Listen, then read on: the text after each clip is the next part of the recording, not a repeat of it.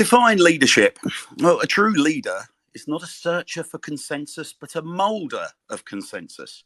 So said Martin Luther King Jr. A leader is best when people barely know they exist. When their work is done, their aim fulfilled, they will say, "We did it ourselves," according to Lao Tse. Dwight Eisenhower said, "Leadership is the art of getting someone else to do something you want done because he wants to do it." Rosalind Carter, former First Lady, to Jimmy Carter, US President, said, "A leader takes people where they want to go. A great leader takes people where they don't necessarily want to go, but ought to be." Theodore Roosevelt said, "The best leader is the one who has the sense enough to pick good people to do what he or she wants done, and the self-restraint to keep people from meddling with them while they do it." Well, without question, so many of these expressions represent the qualities of tonight's special guest, a leader that I was lucky to witness operate from close quarters at Swindon Town Football Club between 2008 and 2013. This week, as per the myriad compliments and testimonials I've received from fans, staff and players, our guest is a leader we're honoured to share a company with this evening. A coup, as one eagle-eyed listener recently stated. And as a former league-winning Swindon Town captain also remarked, what an amazing guy our guest is. Fantastic at his job.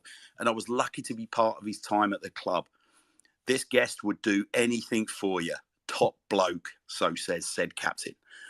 So our guest was a leader that oversaw one of the most sparkling turnarounds in our club's fortunes, from the near oblivion of the mid-2000s right through until the eventual and indeed regrettable exit of the consortium that delivered some of the club's most memorable recent highs.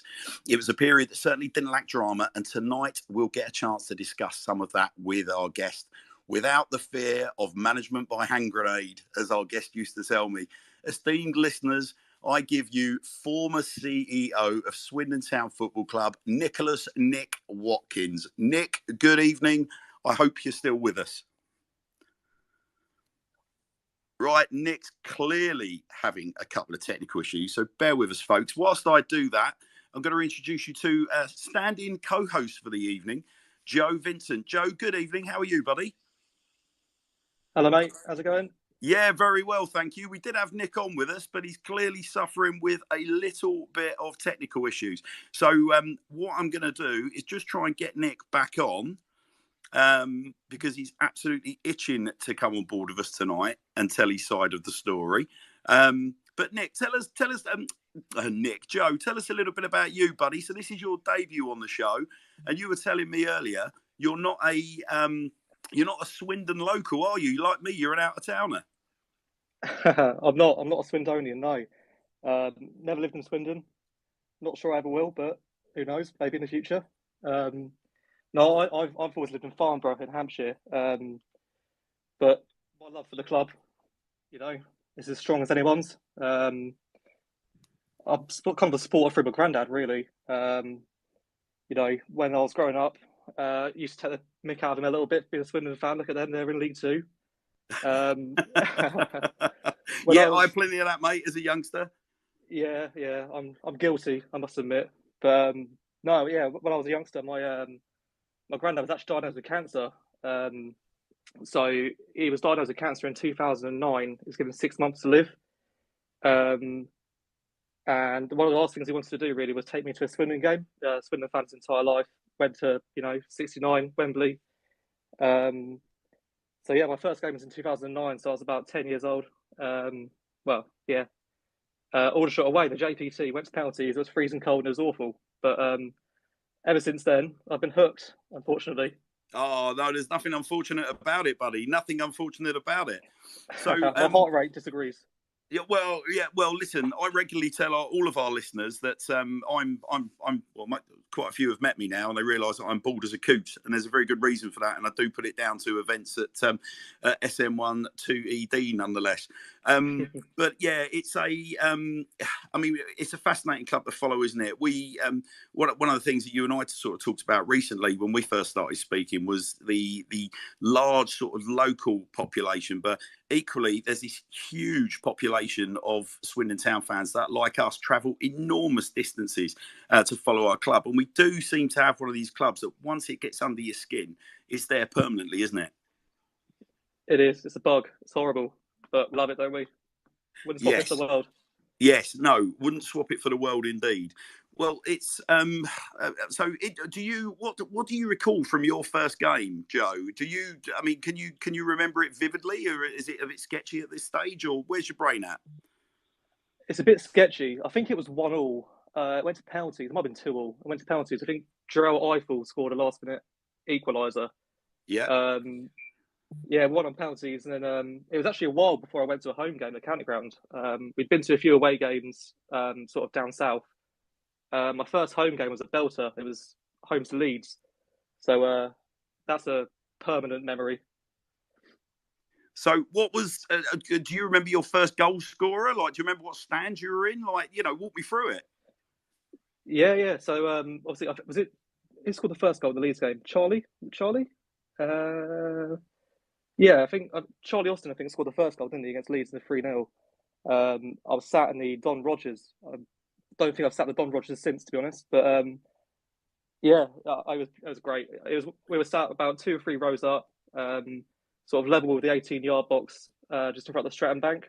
So yeah, great view of the first half, great view of the goal, Charlie's goal. Yeah, I mean, what a memory, what a special thing to share with my granddad as well.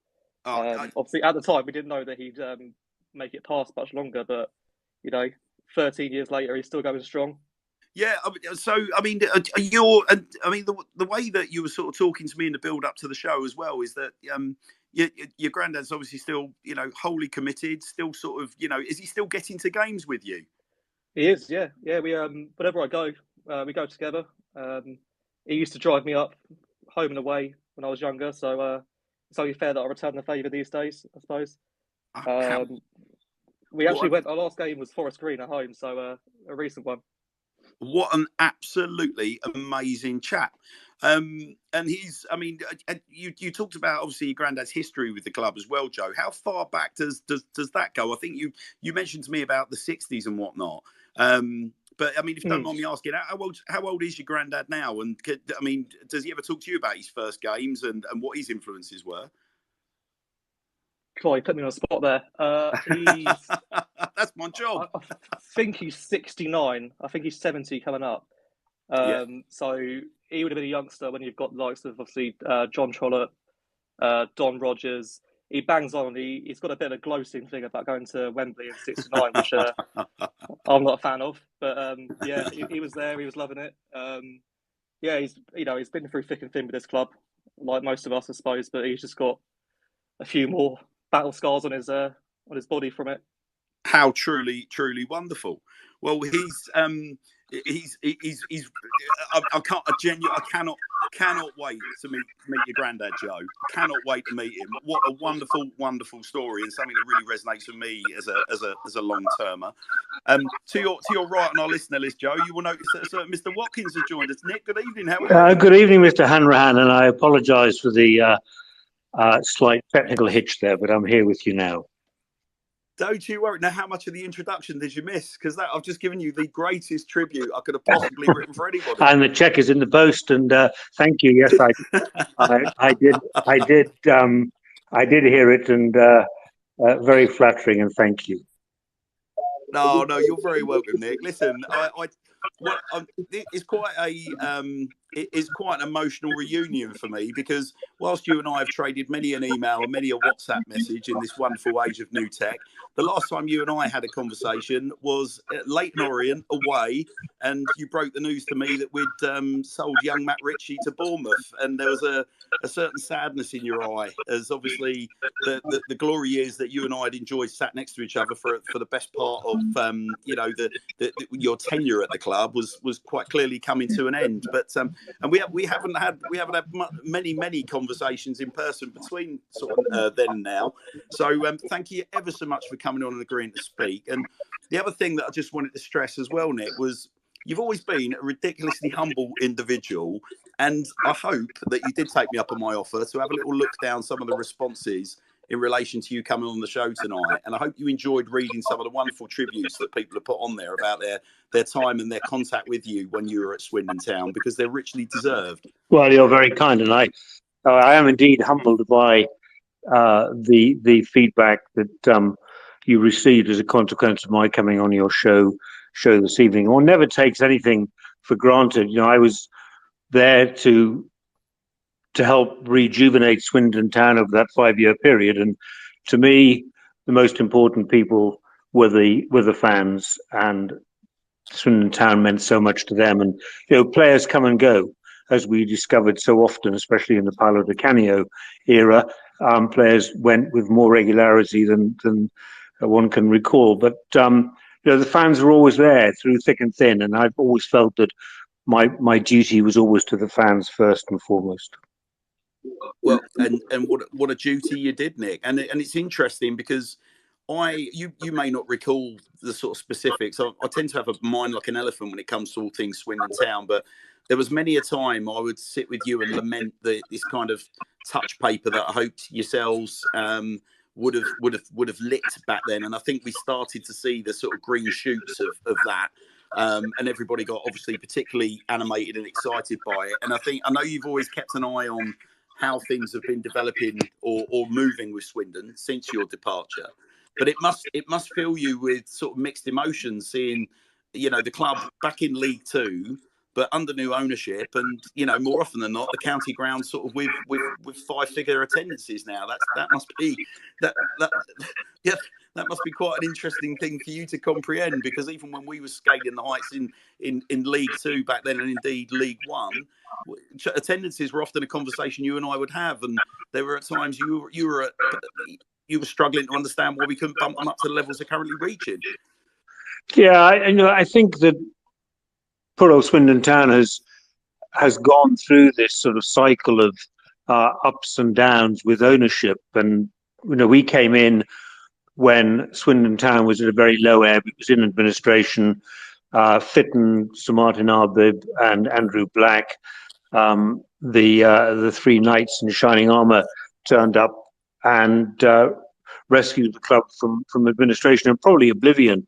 And it took a while for us to reposition Swindon Town in the eyes of the fans and to re-establish trust. And I think trust had been lost in the club, and people had found other things to do with their Saturday afternoons.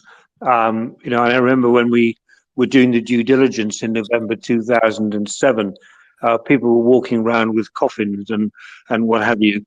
And poor old Seton Wills was at his wit's end and not knowing quite what to do.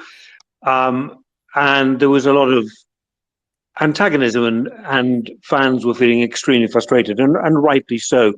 So it took a while, I think, for fans to re-establish their trust and start coming back to the county ground. And you're right, it used to be sort of 4,500, 5,000, at best 6,000 in those first days of the new ownership. And then gradually the attendance grew. And of course, getting to the League One playoff final under Danny Wilson and going to Wembley to play Millwall kind of gave the fans renewed hope, I think. And then, of course, there was the Canio appointment and the Nuremberg Rally every Saturday afternoon on the home fixture. Yeah, quite a time. But I mean, it was interesting. I mean, we'll get on to Di Canio, but what I was saying about attendances, I mean, I remember even then, you know, we would still often talk about this sort of perpetual struggle to, you know, look, you know, I remember you saying to me, Hannah's, if only we could get it to a stage where we were sort of, doing sort of 9,000-10,000 every week, that would be a real achievement.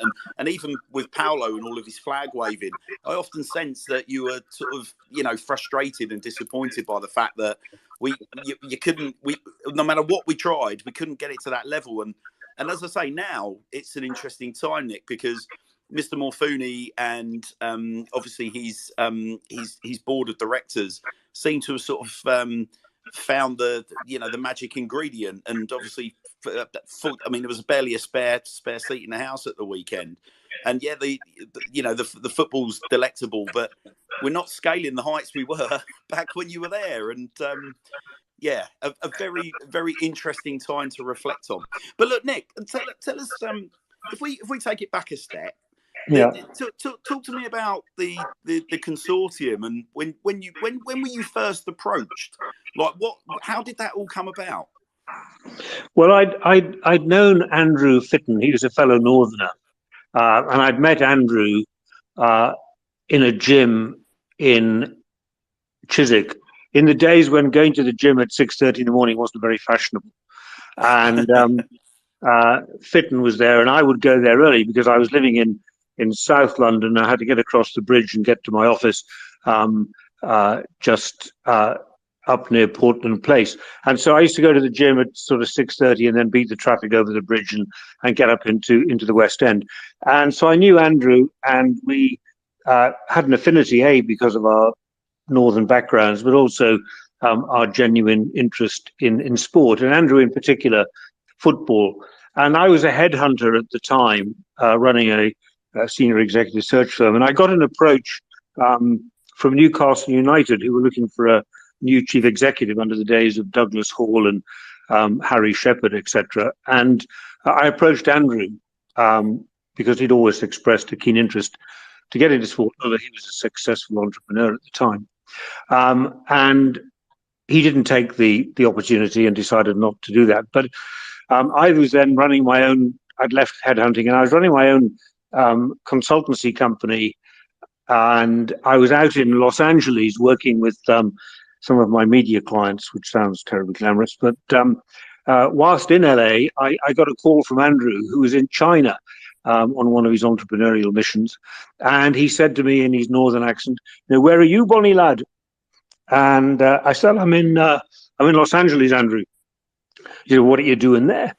And I said, I'm here on business, and I'm working with a client. And he said, "Well, when are you getting home?" And I said, "I'll be back in about 2 weeks."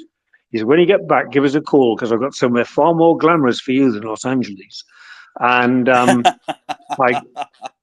I got back and I phoned Andrew, and he said, "Could you come down to the county ground at Swindon Town Football Club?" And the only reason I knew anything about Swindon Town Football Club was that when I first moved to East Ilsley here in West Berkshire, we went out our first weekend here. We went out, my wife and I went out for supper at the kids' new school, and we were desperate for a babysitter, and we were told there was a delightful young man, quite quiet, quite reserved, but very reliable. He lived opposite us, and he'd babysit. And so we invited him in, and he babysat, and we promised not to be late. But of course, typical Watkins, we were late, and we didn't get back to about 11 o'clock. And I said, "It's okay, Tom, you can have a lie-in tomorrow." And he said, No, I can't. I can't have a lie-in. I've got a very, very important meeting. I said, "Really? What's that?" Thinking, 14-year-old with an important meeting. And he said, "I can't tell you. I said, "Well, I can't pay you then. I can't pay you babysitting money." And he said, "Well, if you promise not to tell anybody, I'm going for an audition to be the mascot at Swindon Town." And that was Tom Hartley. And wonderful. Tom Hartley, for those of you that aren't aware, guys, I'm sure the most of our listeners will be, was how best to describe him. He was the man inside the suit that is Rocky Robin. Indeed. And our bedroom window looked across the road directly into his, and in the summer we could see him practicing his steps with his Rockin' Robin outfit on. And of course, he got the gig because he was the only one who applied for the job. And then years later, No, I kept saying, Swindon Town, Swindon Town. And then years later, 2007, Christmas 2007, we were doing the due diligence, and Fitton and Co. had decided they were going to buy the club if we could just get through the issues of administration. And I saw Tom and his stepfather, who's a massive Swindon Town, Terry, and they were looking a bit crestfallen in the village. And I said, "Hi guys, you okay?" They said, "Oh no, it's terrible. We think Swindon Town's going to go into administration. This could be the end." And I remember that conversation with Tom many, many years ago. I said, "Guys, I have to swear you to secrecy here, on the pain of death. But let me tell you, I'm about to become the chief exec of Swindon Town." And I think it made their Christmas. And it's funny how the circle turns one full revolution, and suddenly Tom saw me in my bedroom doing my Swindon Town step. So so that's how it happened. So Fitton called me. I came down to the county ground. It was probably late November 2007. Paul Sturrock was the manager at the time, and he just got Swindon promoted up to League One. Martin Starnes was the then chief executive, and Fitton and a chap called Jeremy Ray were in the boardroom, and I turned up at what looked like a fairly decaying enterprise, and chatted to Andrew, and he said, "Look, we're about to do the due diligence, but would you go in and have a good look at the club and do the due diligence and let us know what you think?" And so I did the due diligence. There were some strange codes involved at that time, a fellow called Mike Diamandis, I think, and various others, and it was all a bit of a mess. Anyway, January the 8th, 2008, the deal was done, and Fitton, Arbib and Black took over as the principal shareholders of Swindon. And they said, "Hey, we've done the deal, Nick. It's now yours to sort out." So that's kind of how I ended up there.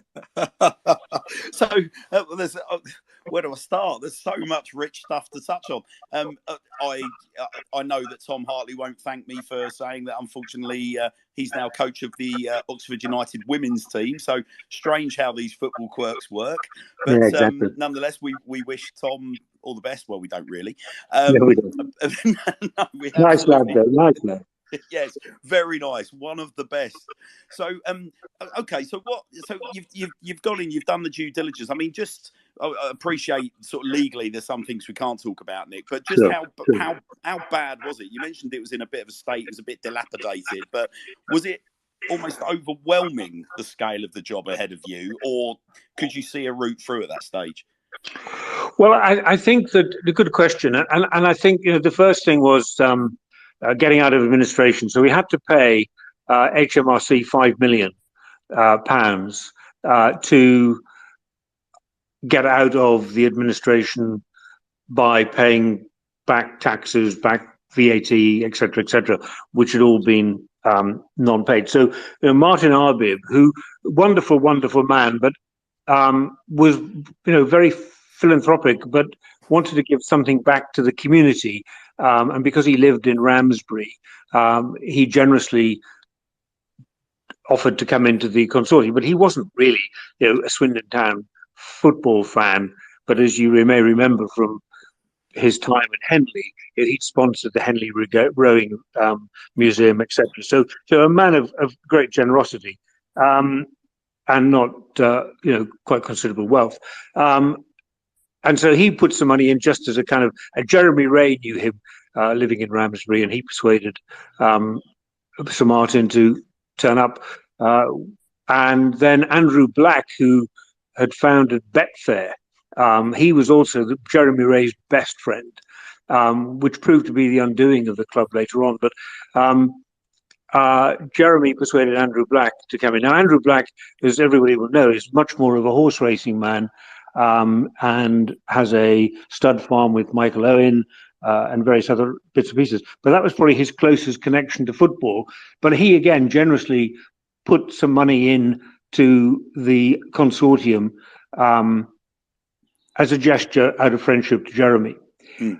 So we kick off in January with Fitton, Arbib and Black having put some money in. And I think it was, without sort of revealing too much. It was just over, I think, 5 or 6 million that went in, but suddenly 5 million goes out of the door to pay HMRC. And then the thing that was really quite, for me, challenging was that when people realised these three individuals of some considerable wealth had taken over the club, they came out of the woodwork and said, well, you owe us this, you owe us that. And we had all sorts of claims coming at us from all sorts of different people saying, you owe us this, you owe us that. And so we found ourselves for the first year in serious litigation with a whole range of people who all claimed that the club owed them money. Goodness me. And I know certainly it wouldn't be, it's fairly common practice. It's common knowledge at the moment that the gentlemen that have taken over Swindon Town have indeed sort of inherited a sort of similar set of circumstances in terms of significant debts, and it's taken quite a lot of time and patience on all fronts to kind of balance that through. Just how hard were these debtors pushing you, Nick? Was it a particularly stressful time, or was it easy to sort of like allay fears and say, look, we are here for the long haul, we're decent people? Were they hard to convince that your motivations were honourable? Well, some of them were, of course, and different various deals have been done. I remember vividly. This was at least a year or so into my time there, when I got a call from Andrew Fitton to say there's going to be some rather negative press in the Monday morning papers about Swindon Town being forced into receivership by St Modwyn, the house builder up in Birmingham. And it transpired that the previous regime had given first dibs to St Modwyn, were the county ground to be redeveloped and houses to be put on there. And in return for securing that first dibs, they'd lent the club a serious amount of money, but with a fairly hefty interest token applied to it. And they called the money in. And I remember Jeremy Ray and I having to jump into my car and belt up to Birmingham and meet the chief exec of St Modwyn and say, please, can we just talk about this? And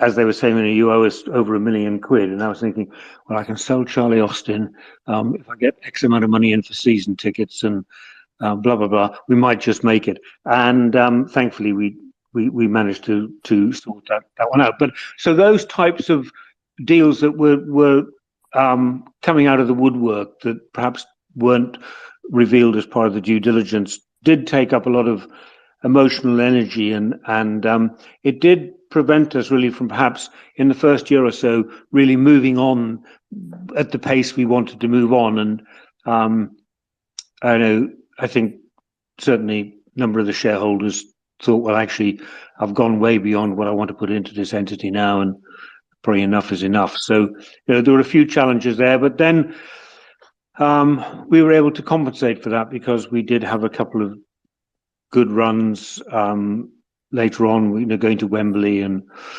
sold a couple of players well and what have you. Yeah.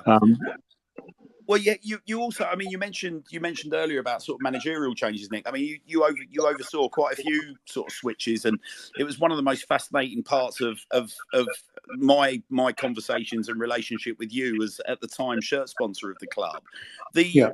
So obviously Luggy goes out the door and returns, back down and further into the southwest with Plymouth, and then obviously the interview process starts for his replacement, and we ended up settling on Maurice Malpass. And I remember at the time that certainly as a Swindon fan, I was sort of scratching my head trying to get my head around it, but equally I remember you impressing on me that he was really, really sort of strong in interview and had a great pedigree. But tell us a little bit about Maurice Malpass and how he came to pass.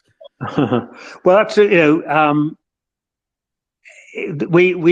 Sturrock went back to Plymouth, as you rightly say, and we were left with Budgie Bird. Mm-hmm. And Budgie was sort of managing, and the very first game I went to was December the 23rd. We played Hartlepool at home on a Saturday, and we were not quite the new owners there. And Mike Spearman, God rest his soul, was sort of patron of the board and main boardroom host, and I took my three boys with me. And they said, "Oh, great, Dad! You're down involved in the football club. How wonderful is that?" So we went to lunch. It was a Christmas lunch where the sprouts were pretty hard and the turkey was pretty tough. And the girls were having to wear silly Christmas hats in the boardroom. But one of my sons had been to he was only about 17 at the time, even less than that, probably 15. He'd been to a friend's party, and I picked him up on the way to the ground. He was covered in love bites all around his neck. And we turned every up father's dream. Every father's dream. And we turned up in the boardroom, and poor old Spearman, thinking, bloody hell, who are these characters taking over? Anyway, we I think we probably drew with Hartlepool, I forget now.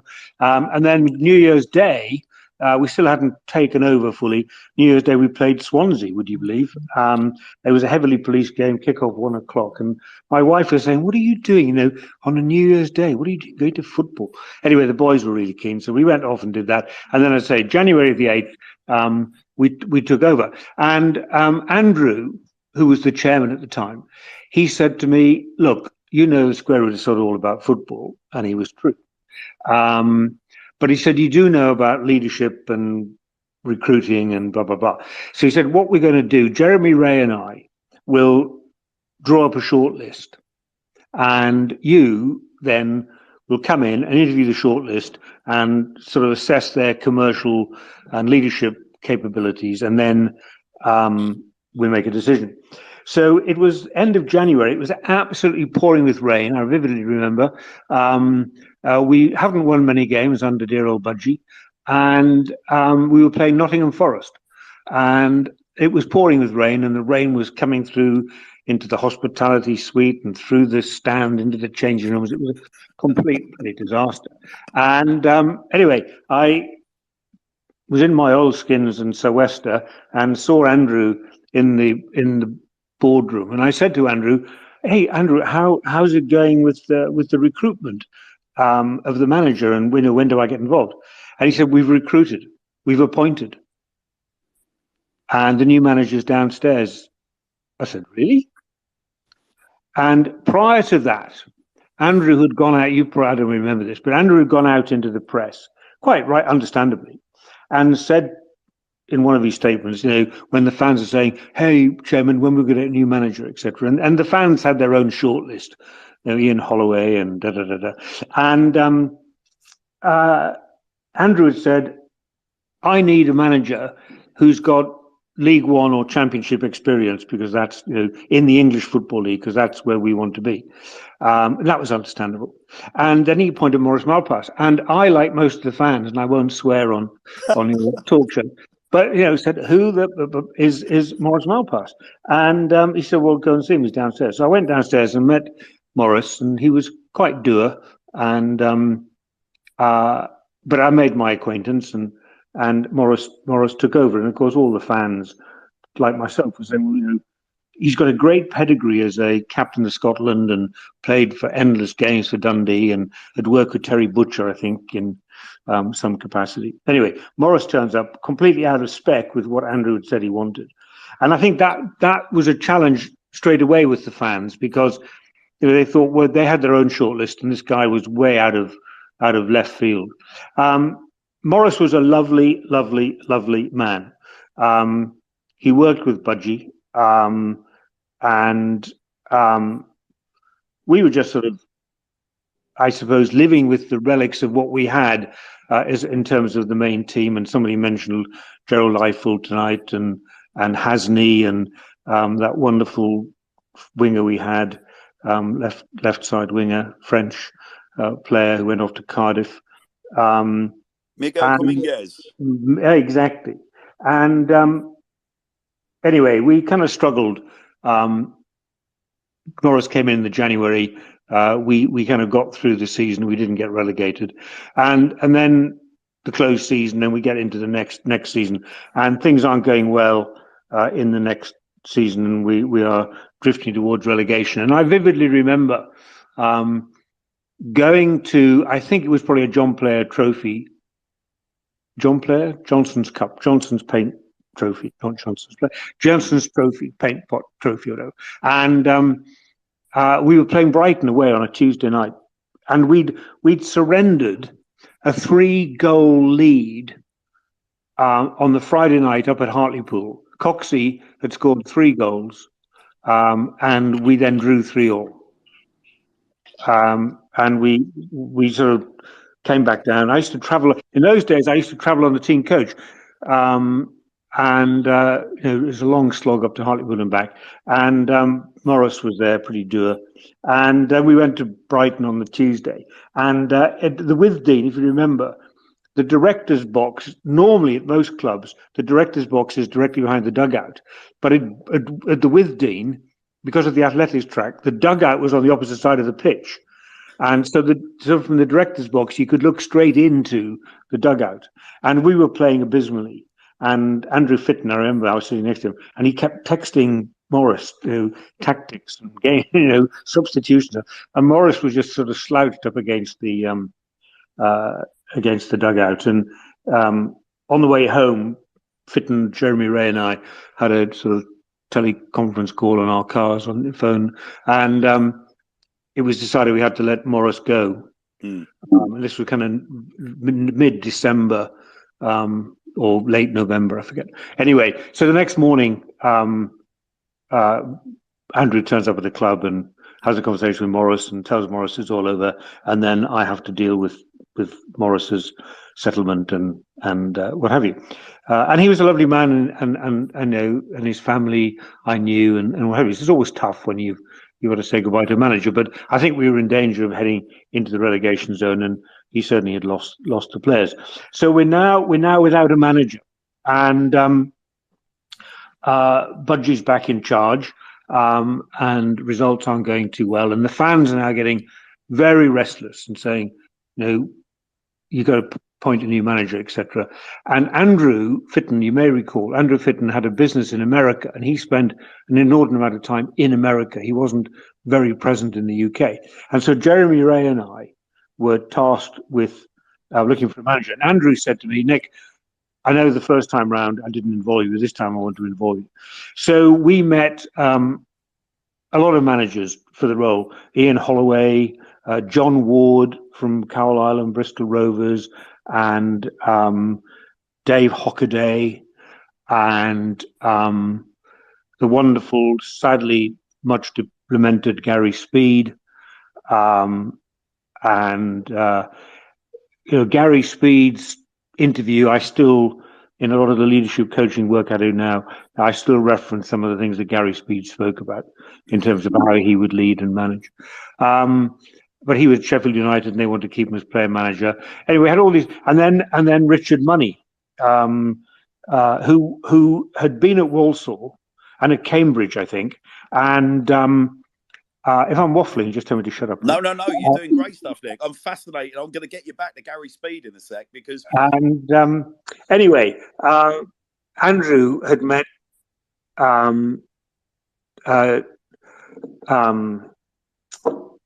Richard Money up in Darlington, I think, the weekend earlier, and it said to Jeremy and I, I want to go. And Andrew's back in America. We had a late night call to the States, having met Richard Money. Jeremy Ray and I had driven to Derby, and Richard Money was running the academy at Newcastle, and Andrew said, right, I want you to offer the job to Richard Money. So Nick, in the morning, it was a Friday, he said, in the morning, Nick, I want you to phone Richard Money and offer him the job as manager of Swindon Town. But on the understanding that there is no fee to be paid for Richard Money. And Dennis Wise was up at Newcastle at the time, and he'd been at Swindon, as we know, and people felt that Dennis would do Swindon a favour and let Money be released for no cash. So I phoned Richard, 7 o'clock Friday morning, on my way into the county ground via the gym, and Richard said, no problem at all. I said, well, Richard, it's on the understanding there's no compensation paid for this role. And he said, I'll straight back to you. Well, 7 o'clock became 8 o'clock, 8 o'clock became 9 o'clock. 9 o'clock, 10 o'clock, and I wasn't necessarily wedded to Richard being the manager. And 11 o'clock, a call came through, and it wasn't Richard money, but it was Lee Charnley, the then chief exec of Newcastle. He said, "Mr. Watkins, £120,000 for Richard money." I said, "I'm sorry, Mr. Charnley, but no, that's just not a flyer." And he said, "Well, stop buggering around with our managers then, and bugger off." So that was that. So I phoned Richard I phoned Andrew, sorry, in the States, and said, money's not going to happen. And so it was back to the drawing board, and Andrew was getting quite twitchy. And that day, Danny Wilson was let go by Hartlepool. And I phoned Andrew. I said, "Danny Wilson's just been let go." And Andrew said, "Oh yeah, but he's kind of yesterday's man, and his win to loss ratio is not great." And then a couple of hours later, Andrew phoned me back, and he said, "Actually, I've been looking at it again, and maybe Danny is an option. Why don't you give him a call?" So I phoned Danny, and he was at home in Chesterfield. And the long and the short of it was, he wasn't planning to return to football management for a while, but on Christmas Eve, actually on 23rd of December, he travelled down to London, and Fitton and Jeremy Ray and myself met him for breakfast at the Langham Hilton in Portland Place, and had a good conversation, good interview. And we said, "Look, Danny, you go for a walk around the block and you think about it, and we'll get another pot of tea and we'll think about it, and we'll reconvene in half an hour." And the long and short of it was, Danny said, "Yeah, I'll do it." And so on Christmas Eve, we had a new manager, Danny Wilson, and I think Leyton Orient away on Boxing Day, or certainly that Christmas period, was Danny's first day in the job. And so that's how Danny turned up at Swindon. We enjoyed that period of time when Danny was the manager. Yes, suffice to say, obviously a very, very successful stint relative to obviously the years that had preceded, and obviously the if you will, the season after the Wembley appearance clearly went horribly wrong. I mean, from your point of view, Nick, was Danny one of these characters that from day one you were just absolutely certain he was the right man? Was there anything about Danny that just sort of floated your boat, that you made you delighted with the appointment and you knew it was going to work? Or were there any rough edges? Because he was an experienced manager at that stage, so it wasn't like a youngster. Like you were saying about Gary Speed was very exciting. I'm sure the prospect of getting hold of and helping mould a young, exciting sort of tracksuit manager in keeping with the Swindon Town tradition would have been an interesting prospect. But here we've got a completely different beast in Danny. What was it about? What were your early thoughts with Danny as he set about his business? I think the thing that shone through with Danny, I'll come back to you on Gary Speed in a minute, but the thing about Danny was that he was a real gent, and he had a really engaging personality, and he was clearly somebody who was going to get on with everybody. And I've looked at this a lot and analysed it quite a lot since then. And Danny was great. He had Peter Shirtliff as his assistant. But the most important thing that Danny Wilson had was a chap called Gordon Greer. Mm. And Gordon Greer ran the changing room. And he was an experienced, wise old head. I know he got sent off against Charlton and cost us promotion to the Championship by him not being there on the field at Wembley. And Jonathan Douglas let us out. And Kevin Amankwa was playing right back. And it was just a real tragedy that Greer got sent off because he saw the red mist at Charlton. But Gordon Greer ran the changing room, and I knew squarely sort of all about football, but I knew about people management, and I could watch the way Gordon just controlled all the different factions within the changing room. the Leeds cabal, the youth players that have come up, and the various sort of the French faction or what have you, all the different factions, and he molded that team, and he took no crap from, pardon my French, he took no crap from anybody, and he managed to change them. And Danny was not the strongest in the changing room. Good on tactics, good on training, good on the sort of man management, but delivering the tough messages was probably not Danny's forte, and nor was it Peter's, Peter Shirtliff. But Greer did it, and as we all know, history now. We got to Wembley, the Charlie Austin bobble off the turf, and 1-0 to Millwall, and we didn't make it into the championship, and there was so much. I remember. A great friend of mine, sadly no longer is with, my best friend. I played rugby with him and what have you, a chap called Andy Ripley. And Andy was, at the time we went to Wembley in the playoff final, Andy was dying of prostate cancer. And he used to come down to Swindon Town a lot with me in his latter days, and we'd sit and chat to Danny. And Danny, because he followed rugby, knew exactly who Andy was. We'd shoot the breeze after a game in the manager's office. And just on the Sunday before going to Wembley, Andy gave this amazing interview to a Sunday Times journalist and talking about having no fear about dying and what have you. And he knew his day's numbered. And Danny said to me, "Come out and copy that bloody article and give it to all players to read, and let them see how brave your mate has been." And so he gave all the players a copy of the article on the Friday night at the Runnymede Hotel where we were staying before Wembley.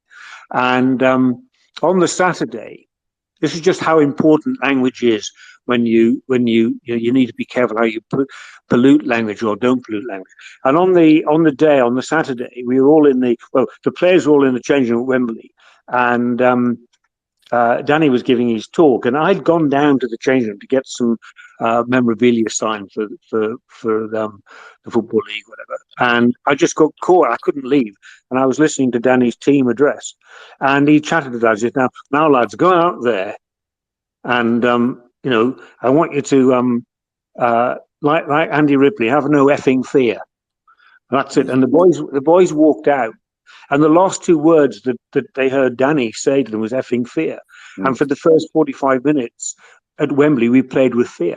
And it was only in the second half where we actually began to turn it around and had a chance of winning. And I remember saying to Danny afterwards, not for me to tell you how to do your job as a manager, but the importance of language. And the last thing the guys heard was fear. If he'd said, look at Andy, look at his, just go out there and enjoy yourselves, lads. Just be grateful for what's in front of you. And you could have just turned the language around to a positive rather than a negative. And we hear what we want to hear, and we walk out with the words fear. Those are the last things, if a parent, you say to your kid, don't run across the road, the chances are they'll run across the road. If you say stand on the curb, they're more likely to stand on the curb. So anyway, that was Danny. So we lost, as you know, and Danny and I travelled back in the coach back down to Swindon, and it was, we were at junction 14 before Danny even talked. He just stared out of the window. He just talked. Anyway, the season ended. We're still in League One, and as happens at the end of every season, there is a Football League Chairman's Conference down in Portugal or Malta, wherever it tends to be. And so we traipse off down there. And I see, after one of the sessions in the afternoon, I see Andrew Fitton chatting to Tony Bloom of Brighton. And Brighton was, were in League One with us. And I said to Andrew, what are you doing talking to Tony Bloom? He said, "Oh, well, they're interested in buying Gordon Greer." I said, "Andrew, please, please, please don't sell Gordon Greer. I know you don't rate my football knowledge, but I do live in the club Monday to Sunday. I know what that man does in the change room." And Danny was at his holiday home in Romania. And I phoned Danny. I said, "Danny, what is it like?" I said, "Danny, the chairman's talking to Brighton about buying Gordon. Please, please don't let Brighton buy Gordon." Anyway, my words fell on deaf ears. Gordon got sold. we got relegated. Brighton went to the Championship and then to the Premier League, and Gordon Greer got 6 or 7 caps for Scotland at the ripe old age of 35 or 36. And of course, Danny then, and I said the other thing will happen, you'll disrupt Jonathan Douglas, because Douglas and Greer are great mates and their families are great mates. And Danny said, oh, don't you worry about that. We'll make Dougie captain. As great a player as Dougie is, I'm not sure, at that time, taking on the mantle of captain of Swindon Town was ideal for him or for the club. But and of course we plummet towards relegation, and Danny had kind of lost that sort of control in the dressing room, I think. And we were 10 games out. We were in the relegation zone, and that awful kind of situation where you say to the manager, "You've got 10 games, you've got to win the next 3."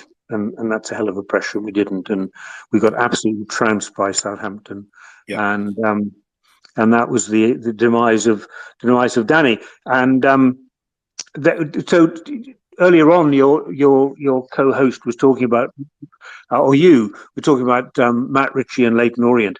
The last game was Leyton Orient on a Tuesday evening at Leyton Orient, and I watched the players come out, and they came out as individuals, not as a team, and you could sense the huge dysfunctionality. And I brought in a sports psychologist earlier on, a wonderful friend of mine called Damien Hughes, who runs a podcast called High Performance Podcast with Jake Humphrey.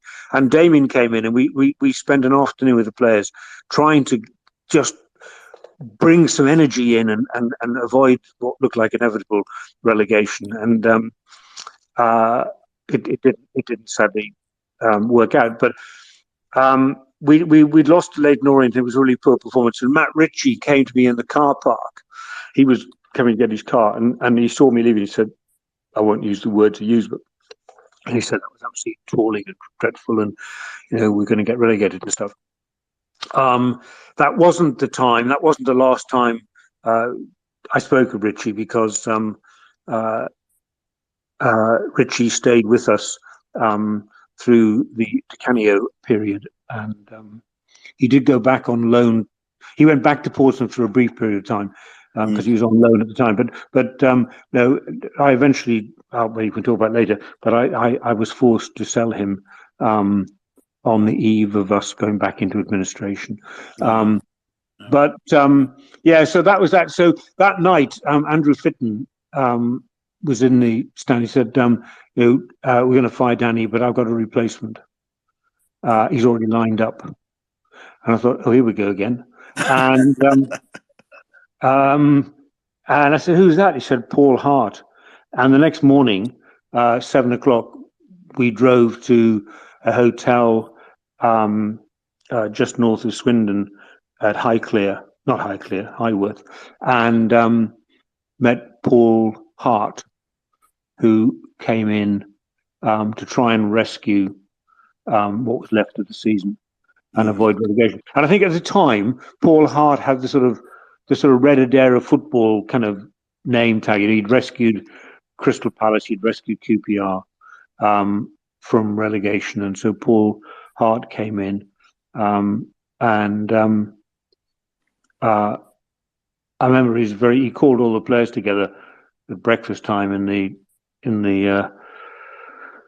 one of the lounges at Legend Lounge, whatever, at Swindon. He said his only words were, "Lads, it's up here for thinking, down there for dancing. Now, come on, let's get training." And that was the kind of team talk. Anyway, as you know, he then brought in a chap called Archie McFarlane, and he and Archie worked together, but inevitably the die was cast, and we got relegated, and Hart and Archie McFarlane. Yeah, we got relegated hard is the best way to say that, off the back of the prior season. But during that sort of period, Nick, obviously we had to say we'd already sort of said goodbye to one sort of club legend in Simon Cox, who'd obviously scored a lot of goals and made a lot of people very happy. And you mentioned him earlier. We also had to say goodbye to an absolute firecracker in Charlie Austin. And you'd obviously oversee, that was a fascinating story in itself, Nick. I mean, what was it like managing a young Charlie Austin at that stage, having brought him in from non-league and almost from the word go, just seemed to have the magic touch? What was it like managing him as a youngster? Well, I mean, he did have he just had the magic touch, and he could conjure a girl up from anywhere, and he was £5,000 from Poole Town was what was paid. I think if Bournemouth hadn't been in administration at the time, Eddie Howe had his eye on Charlie, but Bournemouth couldn't enter the transfer market because of the embargo. So we managed to get him, and of course Fitton knew him because Andrew's also chairman of Hungerford Town, so we managed to secure Charlie. Like any young buck, coming in, suddenly. I mean, he went on to earn a great deal more money than Swindon ever paid him. But even from being a bricklayer during day and a footballer at night to suddenly be a professional footballer and earning a reasonable stipend, that takes some managing. And Charlie was pretty wild and full of youth and I guess full of confidence, really. And so yeah, I mean, I had a few nightclub managers have to call me on a few occasions and deal with some issues, but it wasn't sort of out of the ordinary and stuff. I mean, I'm not going to tell you. There is a very funny story, but I better not. There are ladies listening, and I wouldn't dare repeat that. So that's probably a story for over a beer one time, Hannes. But I'll take you up on that, Nick. I mean, Charlie was on the show a couple of weeks ago and spoke with enormous fondness of his time at Swindon, and particularly he's kind of told us his own stories about the first few weeks settling in, and I do, if I recall rightly, name checked yourself in terms of the kind of, if you will, the sports psychology role that you played with him and supporting him with. And I know that I know from both conversations on that show, but also off mic, he's incredibly grateful to the impact you had on his career and the way that he approached the game. So I'm sure you take great satisfaction from hearing that. So I'd like you to take great satisfaction as well from hearing to another chap who's popped up, who wanted to come on and say hello to you, a certain Kevin Metcalf, no less, of Verilogic. And Kev, hopefully if you're listening, you'll turn your mic on and say hello to an old acquaintance. Good evening, Mr. Watkins. Mr. Metcalf, good evening to you. How are you? I'm very well, sir. It's been very interesting listening to you because, as you know, you and I have had a few chats as same way as Hannah's has over the years. So, yes, it was interesting listening to you speak again about a lot of the events that we all went through. Well, we had some ups and downs. We had a lot of fun along the way, though, Kev, and you were a great supporter in those days. And was it Dylan, your son? Dylan is now in he's annex that's attached to the house, who's now 21 and just graduating university this year. Good for him. What in? Policing. Oh, he needs it with a dad like you. Yeah, well, you're not the only one to actually say that, Nick. But Hannah, just to come on to something you mentioned earlier about Nick, when Clem took over, was in the process of buying the club last year, and Rob was looked at being designated the CEO. One of the first conversations I had with both Clem and Rob in coming back to the club, because obviously under Lee we walked away, was, Rob, if you could be half the CEO that Nik Watkins was, you're going to be on a good wicket with the club. And that's the best way I could ever sum up Nick's time at the club. It was fantastic. No, you're very kind. Hey, listen, but you mustn't. It wasn't me. It was a team effort, and all of you made the club what it was, and the contributions you made, and the support that you did with sponsoring games and man of the match and players and stuff. All of that was hugely important, and you just made the rebuilding process easier. I remember when we first were taken over by Pitton, Harbib, and Andrew Black. 442 came down, and we'd had a sponsor, a local building company who'd gone bust. Kingswood, that's right, Kingswood. And the letters kept falling off the shirt, and it looked all a bit terrible. And anyway, we've just taken over the club, and Kingswood have gone bust, and we're needing a new shirt sponsor. And Martin Jones, I think, from Haymarket, came down, and he said, "I'm really interested in writing an article in 442 every month about just following Swindon's fortunes." And I said, "You can do that willingly." And I said, "But would you think about sponsoring the shirt?" And he said, "We don't have the money to do that." And I said, "I'm not asking for any money. I'm just asking, would you sponsor the shirt?" And so 442 sponsored our shirts for that first season. And the impact that had in terms of transforming the club's reputation in the eyes of the fans, the fact that 442 would sponsor a Swindon Town shirt was immense, and it was the turning point of people beginning to think, God, maybe this is now transformational. And of course, on from that followed EA Sport and Samsung and all those other great sponsors later on. But it was that transition and just giving the sponsorship away for that season, because I just knew that actually we would sell more shirts than we would get from sponsorship money by being able to say to the fans, we're doing something different. And so that was immense, actually.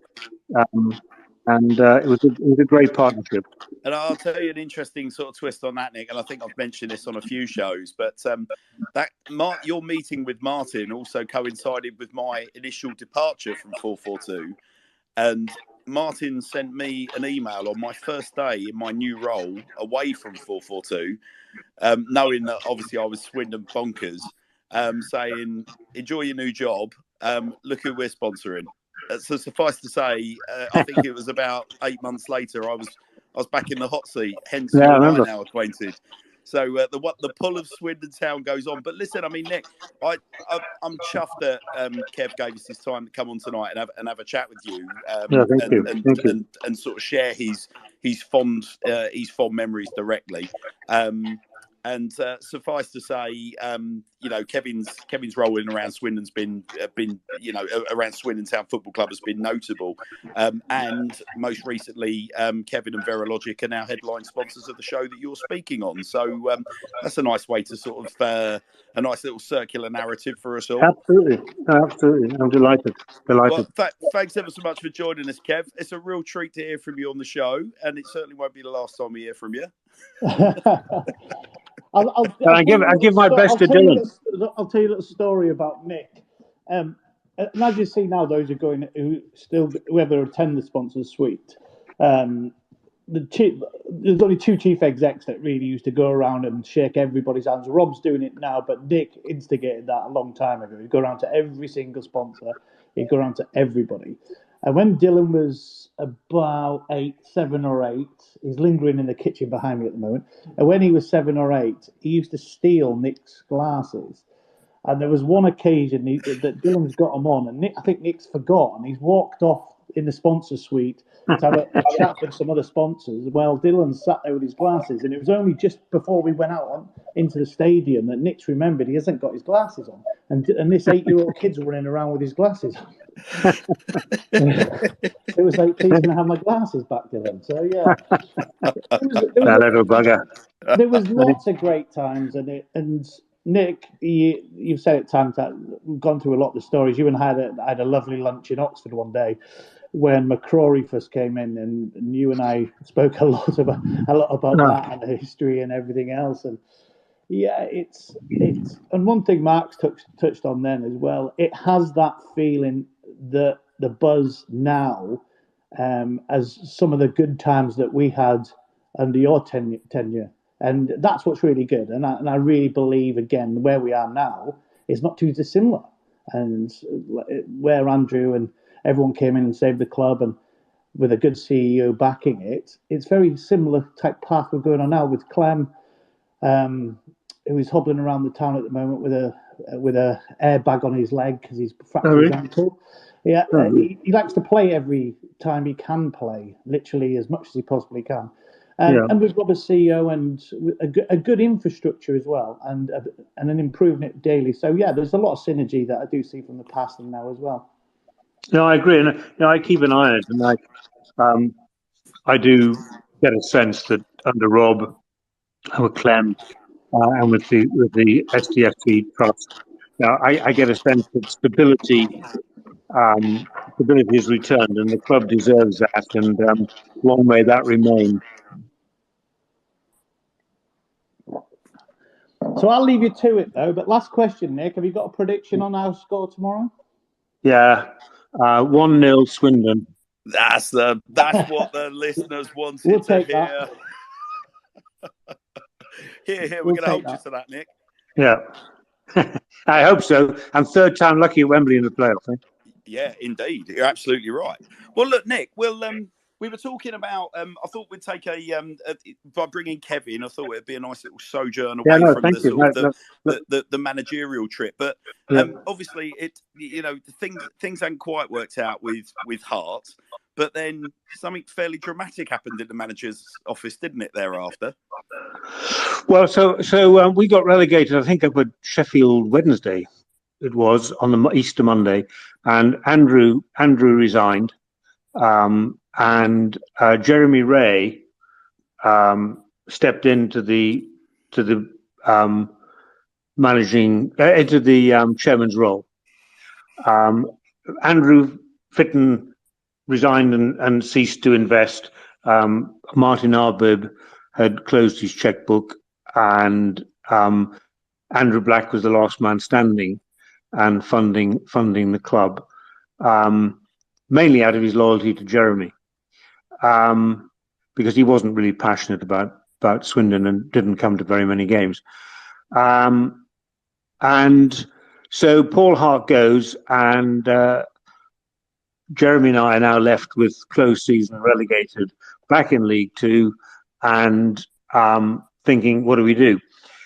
And we were heavily engaged in detailed conversation with Glenn Hoddle, about Glenn coming back to the county ground as director of football. He did not want to be the manager, and would fold his academy that was in Spain into the county ground. And he had an advisor called Neil Duncanson, who we spent quite a lot of time with. And Jeremy and initially Andrew Fitton and I, and then Jeremy and I took over that conversation. And we used to meet Glenn mainly at a hotel in Maidenhead. And one night it was to be the last game of the season, and we were playing Tranmere. And Chris Tanner and myself and one or two other hooligans would often cycle to an away game to raise money for our charity of the season, and we were going to cycle to Tranmere. But this was on the Wednesday night, and I was leaving on the Thursday to cycle up to Tranmere. And we'd gone to see Glenn up at the Maidenhead Holiday Inn. And just before I'd left the office, a agent called me and said, would you be interested in talking to Nicky Forster, who's just been let go by Brentford as player manager? And I said, sure, and Swindon has a reputation for player managers. And so I said, yeah, sure, you'll put your CV across. Anyway, 5 minutes later, he called again, and he said, if you're willing to take a player manager, would you take an ex-player who has got no management experience? And I said, well, I don't know. You think of who is it? And this shows my football ignorance. And I thought he said Paolo Wanchop. Now that would have been something. That would have been something. So anyway, I said, look, I'm leaving to go to a meeting. Can you wing the CV across, and I'll get my PA to deal with it in the morning. I will not be there because I'm getting on my bike and cycling to Tranmere. So I drive up to Reading, up to Maidenhead, meet Jeremy, and we meet Glenn, and chat to Glenn, and Glenn says, I've got a manager for you. And I said, who's that? He said, Graham Ricks. I said, that's not going to work, Glenn. That's not going to work. Graham Ricks used to coach. It was managed Oxford, and we also train at PGL, and that would have been a few issues there. So I said, that's not going to work. Anyway, so Glenn back to the drawing board. So on the way back, I gave Jeremy a lift back to Newbury, and he said, what other managers have come in? And we interviewed a few, a couple of Scottish managers, and a couple of other excellent, fairly senior kind of player managers. And I said, this chap just phoned up, mentioned Nicky Forster, but also mentioned some ex-West Ham player called Paolo Wanchop or something. And Jeremy said, no, it wouldn't be Paolo Wanchop. He said, what about Paolo Di Canio? I said, that's it, Paolo Di Canio. And Jeremy sort of, at that point, virtually said, stop the car and let me draw some breath. And he said, not Paolo Di Canio. I said, yeah. And I said, well, his CV's coming over, and Marie Saunders will sort it out and get it over to you when I'm on my journey up to Tranmere. Anyway, long and the short of it, I get to Tranmere, and Jeremy gives me a lift home, and the bike comes back on the team bus. And in the car back down the M6, Jeremy said, Paolo Di Canio is coming into town on Tuesday afternoon for an interview, but he doesn't want to come to the club because it's too high profile. So can we book a room in a hotel near Heathrow where we can meet him? So I booked a room at the Runnymede Hotel again, and 2:00. Jeremy's sort of like an expectant parent, and in walks the Italian stallion. And what were your initial opinions, Nick, as he sort of walked in? Was he humble? Was he flamboyant? How did Paolo first present? What were the first impressions? Well, incredibly, quite suavely, dark sunglasses, very tight-fitting shirt. He had a very lean physique anyway, and he comes in, and it was from the word go, or the word they use there is from the get-go. It was like a fire hydrant being turned on you at full blast, and Paolo is getting sort of more and more animated about what he can do and what a great manager he'd be, and I hadn't realised that Jeremy's. I hope he's changed it now, but Jeremy's password was Paolo Di Canio on it, and so. Paolo's getting more and more animated, and buttons are flying off his tightly fitting shirt, and I'll do this, I'll do that, I'll do this, be great, and so it was all going. And I could see Jeremy just thinking, God, I can't believe I'm inhaling the air that Paolo's exhaling. And anyway, he had his agent with him, Phil Spencer. Phil Spencer, Frank's brother, and. Anyway, Spencer takes Paolo back to the airport, and the long and the short of it is that a deal is done, and Paolo will come as the manager of Swindon Town, and the rest is history, really. And I remember vividly turning up on the Monday morning when we were announcing Paolo's appointment, and normally, as most fans will know, when we appoint a new manager at Swindon Town, we're there with a sort of obligatory scarf, and there's the chief exec and maybe the kit man and the new manager saying it's a real honour to be manager of Swindon Town. And it's the sort of BBC South and Radio Wiltshire and very few others.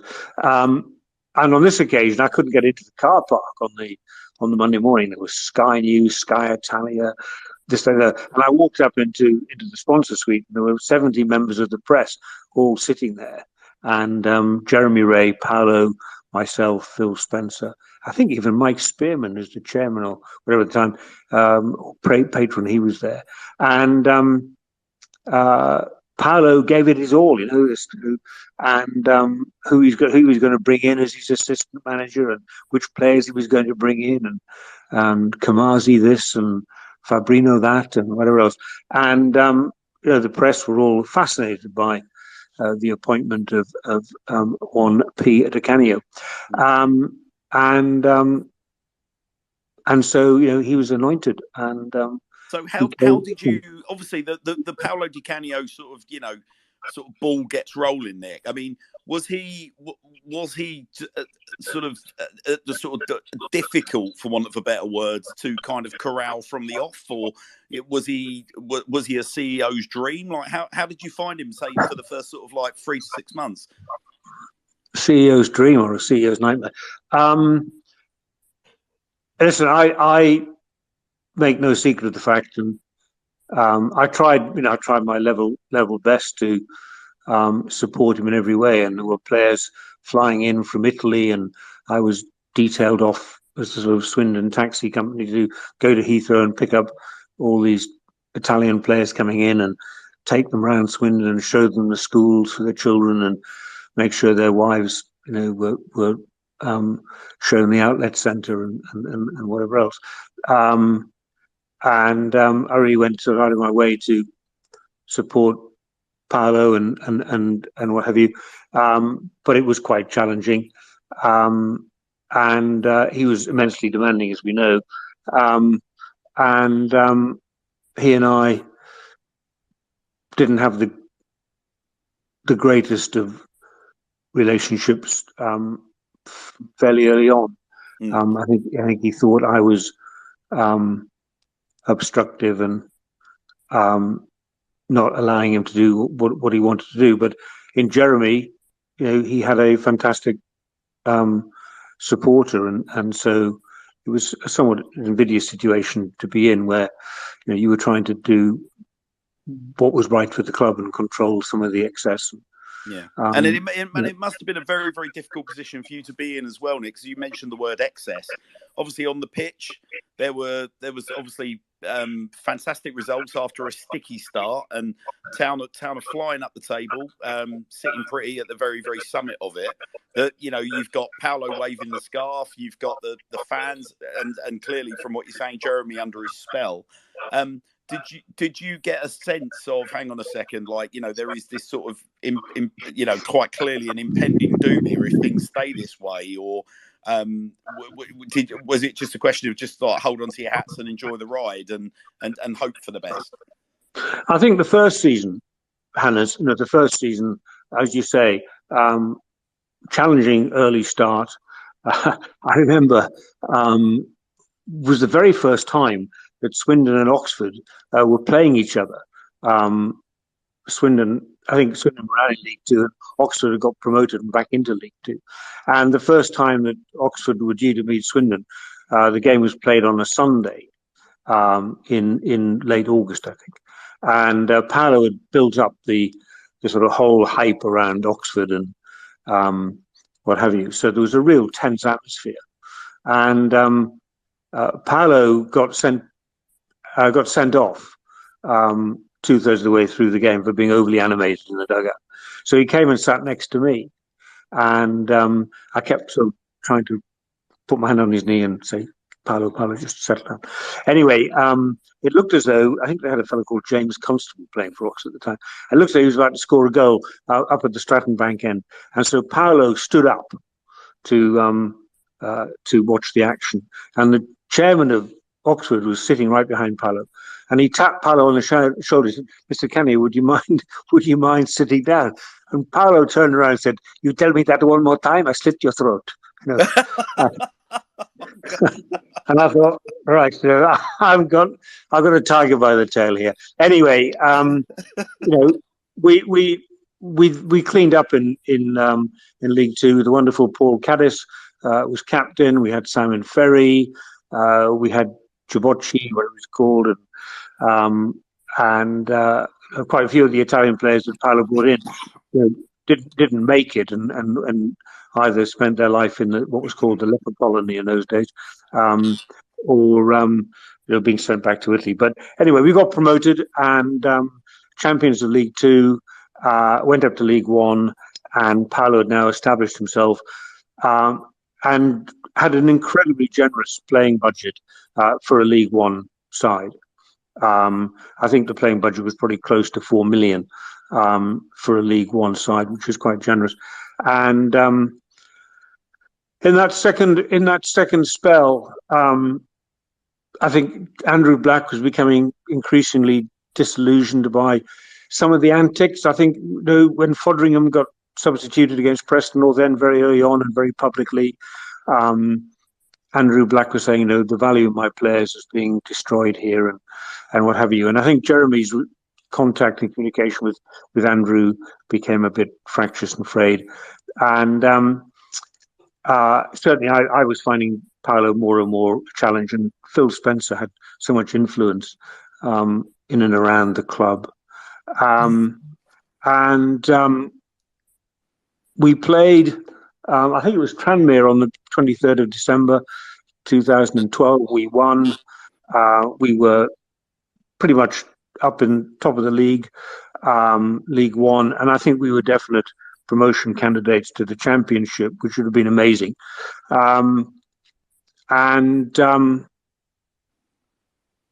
Andrew Black called me on January the 4th and asked for a meeting in London, and he said to me, "I'm not putting any more money in. I'm done."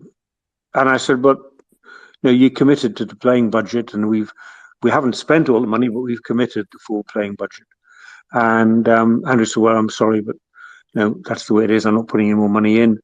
And I said, "Well, come January the 31st, when I've paid the players' salaries, we will be insolvent." And he said, "Well, that's a problem, and here's the name of an insolvency practitioner." So it was kick, bollock, and scramble. What can we do? What can we do? What can we do? And we knew a lawyer, Trevor Watkins from Pinsent Mason, who was close to the club. He used to be a lawyer at Clark Wilmot, who were the club's lawyers, and he knew various people who might be interested. But we couldn't get that stoked up in time for the end of January. And on January the 30th, Paolo was wanting more players in to push for promotion, and we knew that we just couldn't afford to bring any. We weren't allowed to bring any more players in. Yes, of course, Nick. Sorry, just to butt in, Nick. I mean, there was the famous story of Bradley Wright Phillips and another couple of fellas essentially hovering over contracts with pens in hand, and I mean that must have been a very, very awkward situation for you to be in. Well, it was very awkward in so much as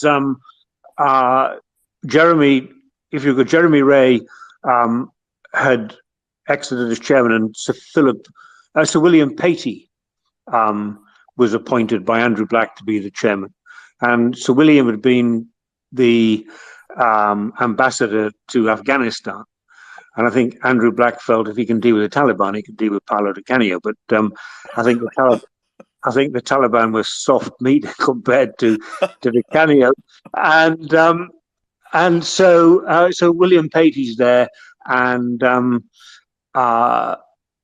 the decision is not to put any more money in. We're facing insolvency, and yet Paolo was wanting to bring these other players in. But the Football League were now very aware of our precarious financial state, and they put an embargo on us bringing any players in at all. And Phil Spencer was pushing and pushing and pushing. And Joe Scott, the finance director, and I, on the eve of the transfer window, was saying, "We just can't do this, we can't do this." And Phil Spencer saying, "I'll talk to the Football League, I'll sort it out." Well, they said no, no, no. So these players turned up, and they were all being interviewed and given a medical And I'm thinking, this is crazy because we just can't sign these players. But Phil Spencer's telling Paolo it's possible and what have you. Anyway, at 4 o'clock on the afternoon of January the 30th, I get a call from Bournemouth to say, we'll give you £500,000 for Matt Ritchie on the nose tonight. And I phoned Andrew Black, who was still the owner of the club until such time as new owners were taken in. And I said, Andrew, these are your assets. I need your permission. And he said, sell him, and the £500 will see you through until hopefully the new owners take over. And so I had to phone Matt, who lived down on the south coast, and say, Matt, can you get along to Bournemouth before 5 o'clock and have a medical? And which he did. And I didn't have time to tell Paolo I'd sold his best player. Yeah, I mean, I remember the evening of the Leyton Orient game. I mentioned it at the start of the show, Nick, and I think one of the things that certainly endeared you to me as a Swindon fan was there was a real sort of sadness in your eye that night that you knew that things were unravelling really quickly. You were being very transparent with me as your sponsor at the time, along with Samsung and EA, and the sadness not only of seeing a great guy leave the club in Matt Ritchie, but also you very quickly tuned into the fact that was going to have a devastating impact on fan morale as well. Yeah, well, I mean, there we were, on the cusp of promotion, and I think undoubtedly Di Canio had momentum now in the side, and Matt Ritchie was on fire, and we were playing great football and pulling results out of the fire, and to let your talisman go was devastating. But what was important was to keep the club alive, and so we kept the club alive for 15 more days or so. Paolo stormed out. Funny enough, Tranmere featured again. We were due to play Tranmere on the Tuesday. Paolo stormed out on the Monday. Fabrizio took over as the manager. There's a few shenanigans on the way up to Tranmere in terms of stopping at the hotel for the team meal, etc. And the team ended up buying a sandwich in Marks and Spencer's on the M6. And anyway, we went to Tranmere and we won on that Tuesday night, and Fabrizio and the rest of the squad resigned the next day. And Ward and the midfield player, a lovely fellow from the northeast, Dr. Miller, Dr. Tommy Miller. Dr. Tommy Miller. They took over as the managers for a while, and then Jed McCrory and that wonderful crew turned up and took over the club and said to me, "Thanks, Nick, but we don't need nobody like you anymore." The rest is history, sadly, and it wasn't the cleanest of breaks, but that's history now, and they've gone, and then Power took over, and now thankfully it looks as though sanity has returned to the boardroom, and long may they go on and eventually realise their true worth and ambition. Mm. Well, yeah, I mean, it's a hell of a ride.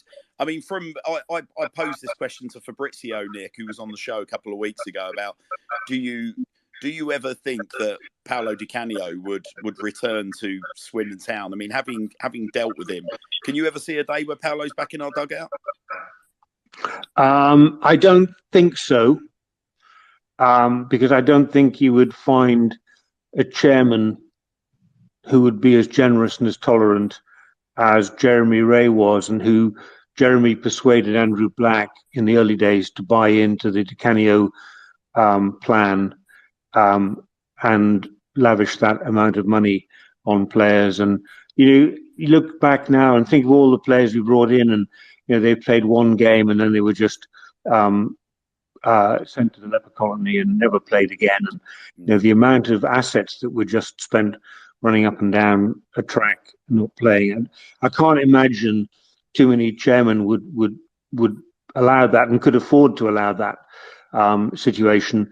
And Paolo went on to Sunderland, of course, I'd left Swindon for the very first time in many a year. I joined the family on a ski holiday over Easter down in the south of France. And at 4 o'clock on Easter Sunday, Sky Sport called me and said, "Nick, what do you think of having made the comment management by hand grenade? What do you think about Ellis Short appointing Paolo to Sunderland? Did he call you?" And I said, I can't believe you're telling me this. That Paolo's gone to Sunderland with Fabrizio and the rest of the squad, and that Ellis Short never called, and Margaret Byrne was the chief exec at Sunderland at the time, and Paolo and female execs didn't get on terribly well. And of course, the rest is history there. It didn't last very long. And I think that would mar anybody's, you look at that and how the quick falling out with the players and what have you, just the style. Now, whether Paolo looks back now and thinks, if I had my time over again, I'd do things very differently. There's no doubting. He was a first-class coach. He was brutal. He was challenging. He was difficult. But as a coach, I think players would say to you they learned a great deal from him. Yeah, I think that's absolutely right. I mean, it's I think to an individual, we've had quite a few people on from that era that have all kind of reflected on that time and sort of mirrored your comments, Nick. I think the best summary I think I had was obviously captain at the time, Paul Caddis. I know Paul's listening in tonight, but Paul goes on to reference the careers that have been had by the likes of himself, Aidan Flint, Matt Ritchie, obviously Wes Fotheringham. All these guys at the time found him very, very difficult, but both in terms of their career longevity and also their future development thereafter. They often tip a nod of the hat to Paolo, and indeed Cy Ferry is probably one of the ones that paints the most graphic picture, where he talks about the fact that he was absolutely terrified of him, but at the same time, on reflection, completely adored the impact it had on his career as well. Oh, look, I mean, those they were great players anyway, or good players, and Paolo helped them realize their potential. I think that's what he was very good at if he liked them. But we all know, and Pearl Caddy was one of the victims of, when you fall out with Di Canio, it's difficult to find your way back, and you don't have to say or do very much to fall out. It was a very tenuous type of relationship we had with people. I think Ritchie was one of the few players that he didn't have a falling out with. But there's no doubting he was a master tactician. He was an excellent coach, and of course he was an outstanding player in his time. But when I coach leadership, as I do a lot today, I talk to my clients about having the 10 attributes of leadership: wisdom, honesty, passion, commitment, strategy, etc., innovation, creativity. But like a great sportsman, if you're going to be a great tennis player, you never be a good tennis player unless you can do a backhand, a forehand, serve, return the serve, etc. You may be stronger on the forehand and the backhand, but you've got to have the full suite. But in order to be a great champion, you have to have the behaviors that go with it. And something like Federer or Nadal, they have got all the skills, all the attributes, but they've got the behaviors to go with it that make them true champions. And you've got one or two other players who've got all the skill, but they don't have the behaviors, and they never make true champions. I think you've got to have a blend of both. Yeah, interesting. Well, I mean, look, Nick, I guess I would kind of close this conversation with you by asking about, and there's a bit of a two-pronged question here, classic Hannah's style, Nick, so please bear with me. But I was going to ask you about if you had your time again, or do you have a single regret from your time at Swindon Town? But I just want to link back into something you mentioned before, the late, great Gary Speed. I get the impression that if there was one regret that you had at Swindon Town, it was not really pushing to get Gary Speed through the door. Would that be a fair thing to say, or would you replace that with anything else you would have done differently? No, I think Gary Speed, God rest his soul, was desperately keen to get into management, and he was at Sheffield United at the time, and he was due to have a back operation, so he was doing more managing, coaching, but he's doing coaching as opposed to playing. And Andrew Fitt and Jeremy Ray and I met him at a hotel on the M1, halfway between London and Sheffield. And Gary turned up. It was a Friday afternoon, and charming, delightful man. And he said something that has resonated with me. One of the many things he said, but one of the things that resonated with me, and I use it today in a lot of the work I do. He said, I said to him, what do you do differently as a manager that other managers mightn't do? And he said, you need to understand that you will not hear my voice on the training pitch at all. I'll observe, I'll discuss with my coaches, but you'll hear my coaches' voices on the training pitch. You will not hear my voice. But you will hear my voice on match day in the dugout, and you won't hear my coach's voice. Because I want the players to understand that there is a clear line of demarcation between the training pitch and the match day pitch. And when they hear my voice on match day, they'll know they're in a different situation to what they are when they're training on the training pitch. And simple, but actually really important, that line of demarcation. This is different to training, lads. This is the real thing. And I think that different tone, having that different voice, makes people take notice of the fact that we're in a different scenario and different situation. And it was just one of these many kind of words of wisdom, I thought. And now we were desperately to get him Kevin McCabe, who owned Sheffield United at the time, whom I know, and I forget who the chief executive, a huge chap, who was the chief exec, Tony something or other. And they just said, look, we're not going to let Gary go. We still think he's got a bit of mileage left as a player, but if he's going to manage anywhere, he's going to manage Sheffield United, and that was it, really. Yeah, so not a regret getting him over the line. I just think he was of all the different managers you meet, he was just somebody who had a very fresh approach, and I thought it would have dovetailed well with what we were trying to do. Yeah, late great Gary Speed. I mean, it's just one of those. Obviously, a lot of times passed since Gary's passing, but you see his achievements that he went on to enjoy with the Welsh national team, and just obviously the devastation through football when sadly Gary left us.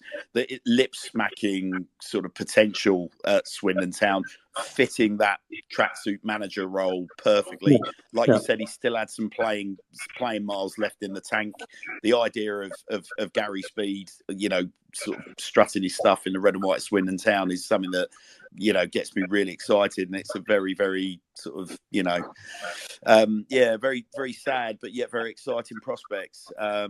But very, very different, and very, very different to what we ended up with Paolo. But look, I mean, Nick, what a journey! I'm so chuffed that you come on and shared and spoke so wonderfully well about your time at Swindon Town, and I take you right back to what you said at the very, very beginning, Nick. The reason why you're so held in such fine regard by Swindon Town fans is what you said about their importance to the club, and recognising that was very, very obvious in the way you conducted yourself and the messaging that you put out to the fans as well.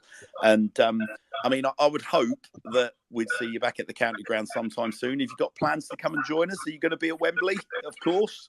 Well, yeah, actually, unfortunately not, because I'm at a wedding that very day. Postpone, Nick. Don't worry. Listen, if I'd been running Swindon Town and we had got to Wembley, I think I would have been getting a letter from Mum to say I couldn't attend the wedding. But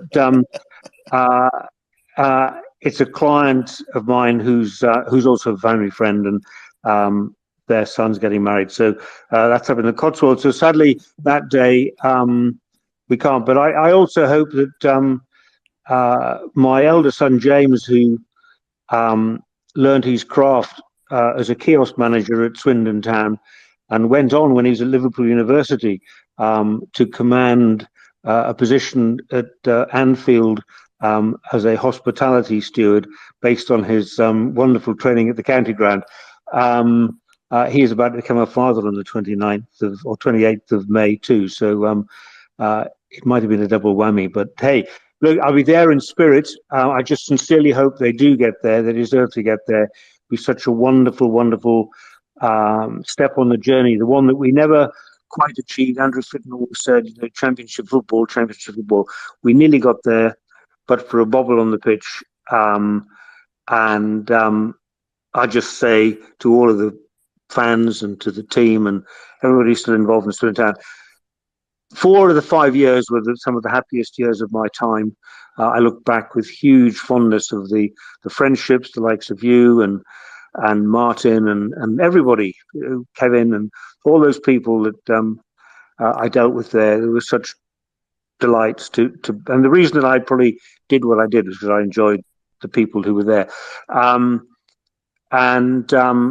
I just hope that this time round they achieve the dream and go on and be the success that Swindon deserves to be. But fingers crossed, candles lit, poker in the draw, and whatever else you do to encourage luck. But no, thank you.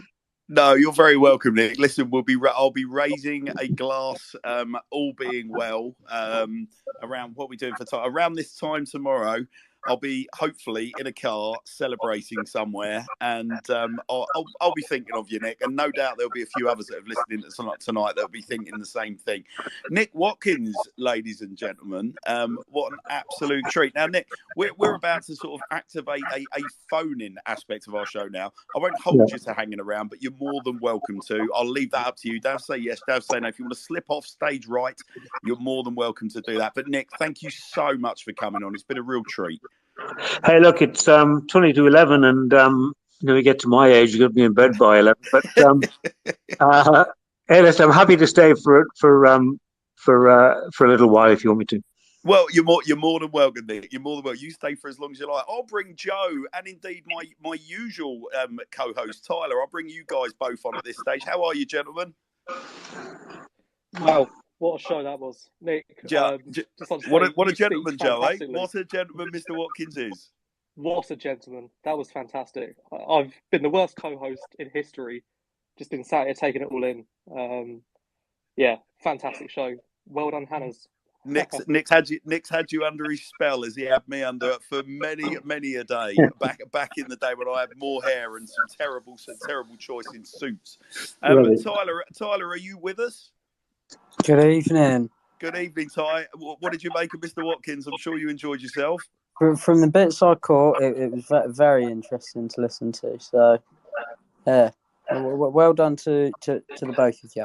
Oh, well, God bless you. Now, listen, gentlemen, we've got the small matter of arguably the biggest game in Swindon Town's recent history post Mr. Watkins et al.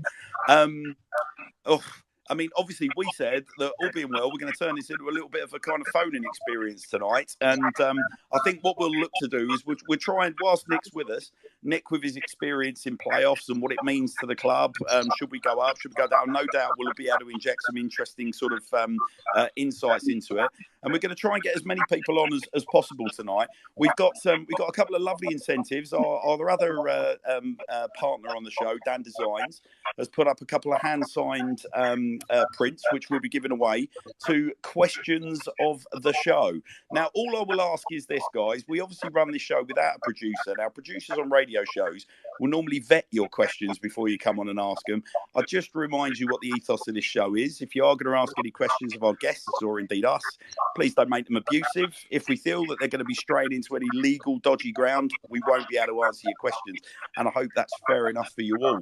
But I know JJ has been absolutely gagging to come on and get involved with the show and ask some questions. So JJ, I'm just turning your mic on. JJ, you're on with us, mate. You just need to unmute your mic and then you can fire away. Hello, mate. You all right? Yeah, very well. How are you? Yeah, I'm good, mate. I'm good. Buzzing for tomorrow, as I think we all are. Yeah, well, tell me about it. What's your now? Do you have a question for indeed us, JJ, or Nick, or a general observation? Where would you like to go with this? I think it's a question for all of you, but is tomorrow nerves or confidence, or is it a mixture, or what's the feeling going into it? Oh, well, I'll tell you what. Whilst Nick's on, Joe, let's bounce that over to Nick. Nick, as a CEO that's gone into the playoffs, did nerves play a role for you going into a playoff campaign? What, for me personally, or for the club?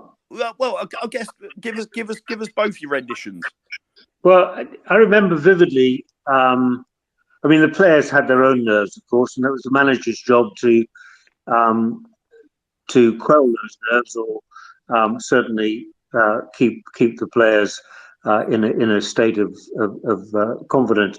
And we used to go up to Wembley on the Friday. We had an hour allocated to walk around the pitch and get the players to just soak up the atmosphere and see where they'd be changing and what have you before going to the team hotel for the evening on the eve of the playoff. For the non-playing staff, I remember on the Friday just before I got on the team coach to go to Wembley, calling the entire executive staff together and said, look, you're as much responsible for what we've achieved by getting to the playoffs as the players. You've done your bit, and what you do off the pitch is just as important as what goes on the pitch. And I said, if we make it to the championship, what a wonderful new pre-season we'll have in terms of planning for match days with some of the highly regarded sides that inhabit the championship. I said, but if we don't get through, the toughest job for all of us will be dealing with the disappointment. And we look at the fixture list that are still League One and think, it's not quite. It could have been Sheffield, whoever, Derby or whatever, but it'll be Carlisle and Hartlepool and whatever it was going. So we're going to have to pick ourselves up just as much as the players need to pick themselves. So yeah, there's a lot of nerves, a lot of anticipation, and a lot of hope resting on the game. But at the end of the day, sadly, there's always one winner and one loser, and we were the loser twice. Yeah. So, yeah. Thanks for dropping the twice bit in there, Nick. Just to keep us all grounded. Joe, where are your nerves? Are you feeling nerves, Joe? I'm not going to lie, mate. I felt sick since Sunday about 2:30. I feel disgusting. I think tonight, for the last couple of hours, my mind's gone off a bit, so I feel a bit better about myself. But I've been through so many different playoff campaigns. Obviously, I say something different. It feels like loads. 2. The Millwall game was the first time I've cried at a football match, so that was nice. Penalties is disgusting. If it goes to penalties tomorrow night, I'm leaving. I'm going to be watching that. You're not even turning your back, Joe. You're just leaving. I'm leaving. Yeah, I don't know where I'm going, but I'm going somewhere. Yeah, I'm watching the Europa League final in the background here, and it's gone to penalties, as did last night with the Nottingham Forest game, and we don't want penalties. Oh, good Lord. Well, listen, I think from my point of view, JJ, to sort of go into the nerves thing, I've been feeling cool as a cucumber, and I mentioned this earlier in the show, and Vic Morgan, who's listening in, was very kind to raise this on the sofa for me on Monday. I think Tyler and I have been kind of pretty blessed over the last couple of weeks because we've been very, very fortunate in being invited into the county ground to come and meet the pick of the first team boys, for want of a better word. And by that, I mean the guys that you probably point your finger to and say those would be our match winners. Now, the thing that really struck me about all of those individuals is there is a real sense of, I use the term confidence, or the terms confidence with a hint of arrogance. And I do stress a hint of arrogance, and that's definitely not a negative. I think there is a steely determination about them. And crucially, as we've seen on this ridiculous run of wins that we've had that secured our playoff place, they're backing up their confidence with results and performances. And even if, you could argue the performance on Sunday wasn't a complete performance, I think we saw enough and we created enough chances that we could have been well out of sight, with a little, rub of the green here and there, a little bit more composure. And I think I look at our team from goalkeeper right the way through the side, and I look at them and I think, man for man, we are the better team. We are the better technicians. We've got a huge pitch that we're going to be playing on up there, which will play to our strengths. I think I just have the confidence, having looked these guys in the eye, that they're going to turn up and do what they did, just like they did at Walsall. When the pressure was on, they knew they needed to get a result, and by God, did they go and get it. So, I mean, Ty, where's your mind at? I know, obviously, you're prone to a good bout of nerves, Tyler, before a game. Are you feeling confident? I'm weirdly confident, but also terrified. But I'd fancy us if it went to pens at the same time. So I'm quietly confident, but there's definitely nerves there. And how are you feeling, Kevin? Well, I spoke to you earlier on this, and part of me is confident, and part of me is nervous. But so what you stressed earlier is, as you know, you and Ty did go in the boot room and got in front of the guys, and like you said, they very much are there. Their confidence is high, and Nick will agree with this. You need all good levels of sport. You need a bit of arrogance. That's what makes the best the best. And if you look at some of our players, they've got that edge, and it comes down to. I think it's going to come down to something different tomorrow. A Frenchy header from a corner, something like that is going to do it for us. But I'm going 3-1 tomorrow. And Nick, sort of reflecting back on previous playoff campaigns, and like you mentioned, being close with the squad and people like Gordy Greer and the impact on the changing room, was there? I mean, we're talking about sort of tomorrow's game, but I can't resist but go back to Wembley and the Charlie Austin bobble. Was there anything about that squad where you went into that game kind of having doubts about where some of the players' mindsets were in relation to the kind of attributes we're talking about now? Yeah, I think, I look back now, and maybe some of the selection. We'd lost Gordon, which was, as I say, a real tragedy for us. But Jonathan Douglas, those who remember him, great player that he might have been. He'd been to the playoff finals on several occasions and lost. He wasn't the most animated of characters. He didn't really kind of build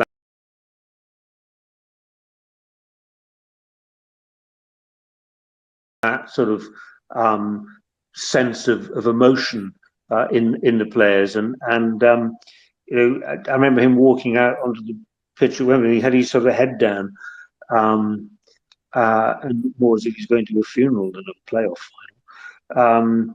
And behaviour breeds behaviour, and the team sort of pick up on that, and they look for their energy. And we played Kevin Amankwa, and if you remember earlier in the season when we played Millwall, Amankwa and Harris had a set to, and there was a lot of argy-bargy and accusations after that about things that had been said vis-a-vis Harris's medical condition, etc., that had really wound up the Millwall fans. So as soon as Amankwa, who was a player who had to play with confidence, as soon as he touched the ball, the Millwall fans were on his back. And I think he scored an own goal, thankfully offside or something, but within the early minutes. And you think, oh Christ, they're just not in the right mindset. And for the first 45 minutes, they weren't. And you've got to go out there.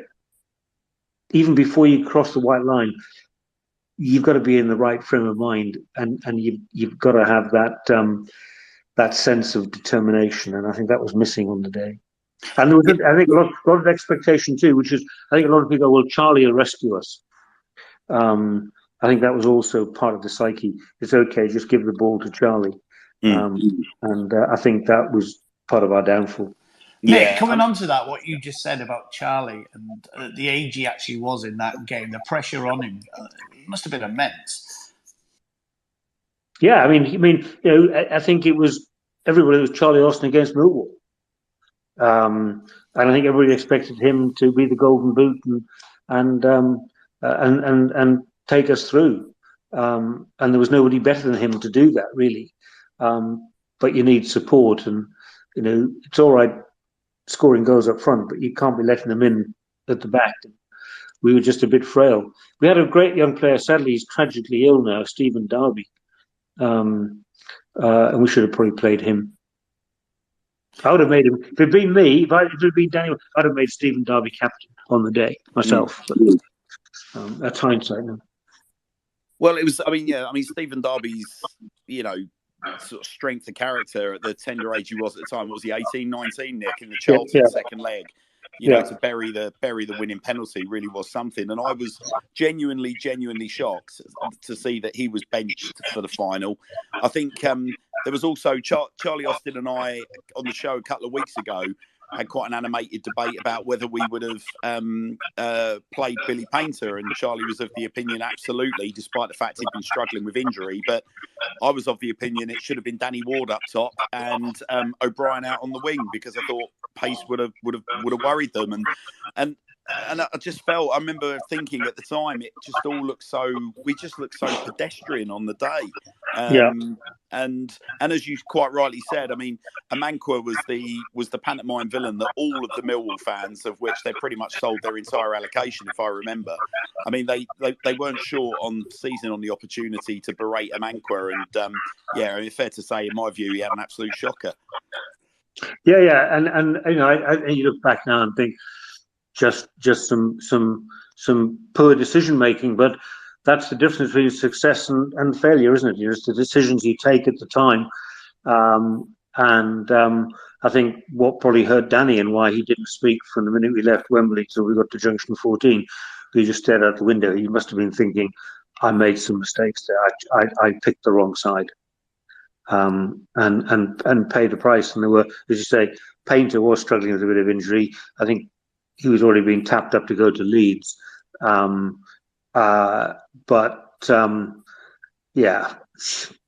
just couldn't understand why he appointed Douglas as captain and played him ankle. But quote Andrew Fitton, I know bugger all about football.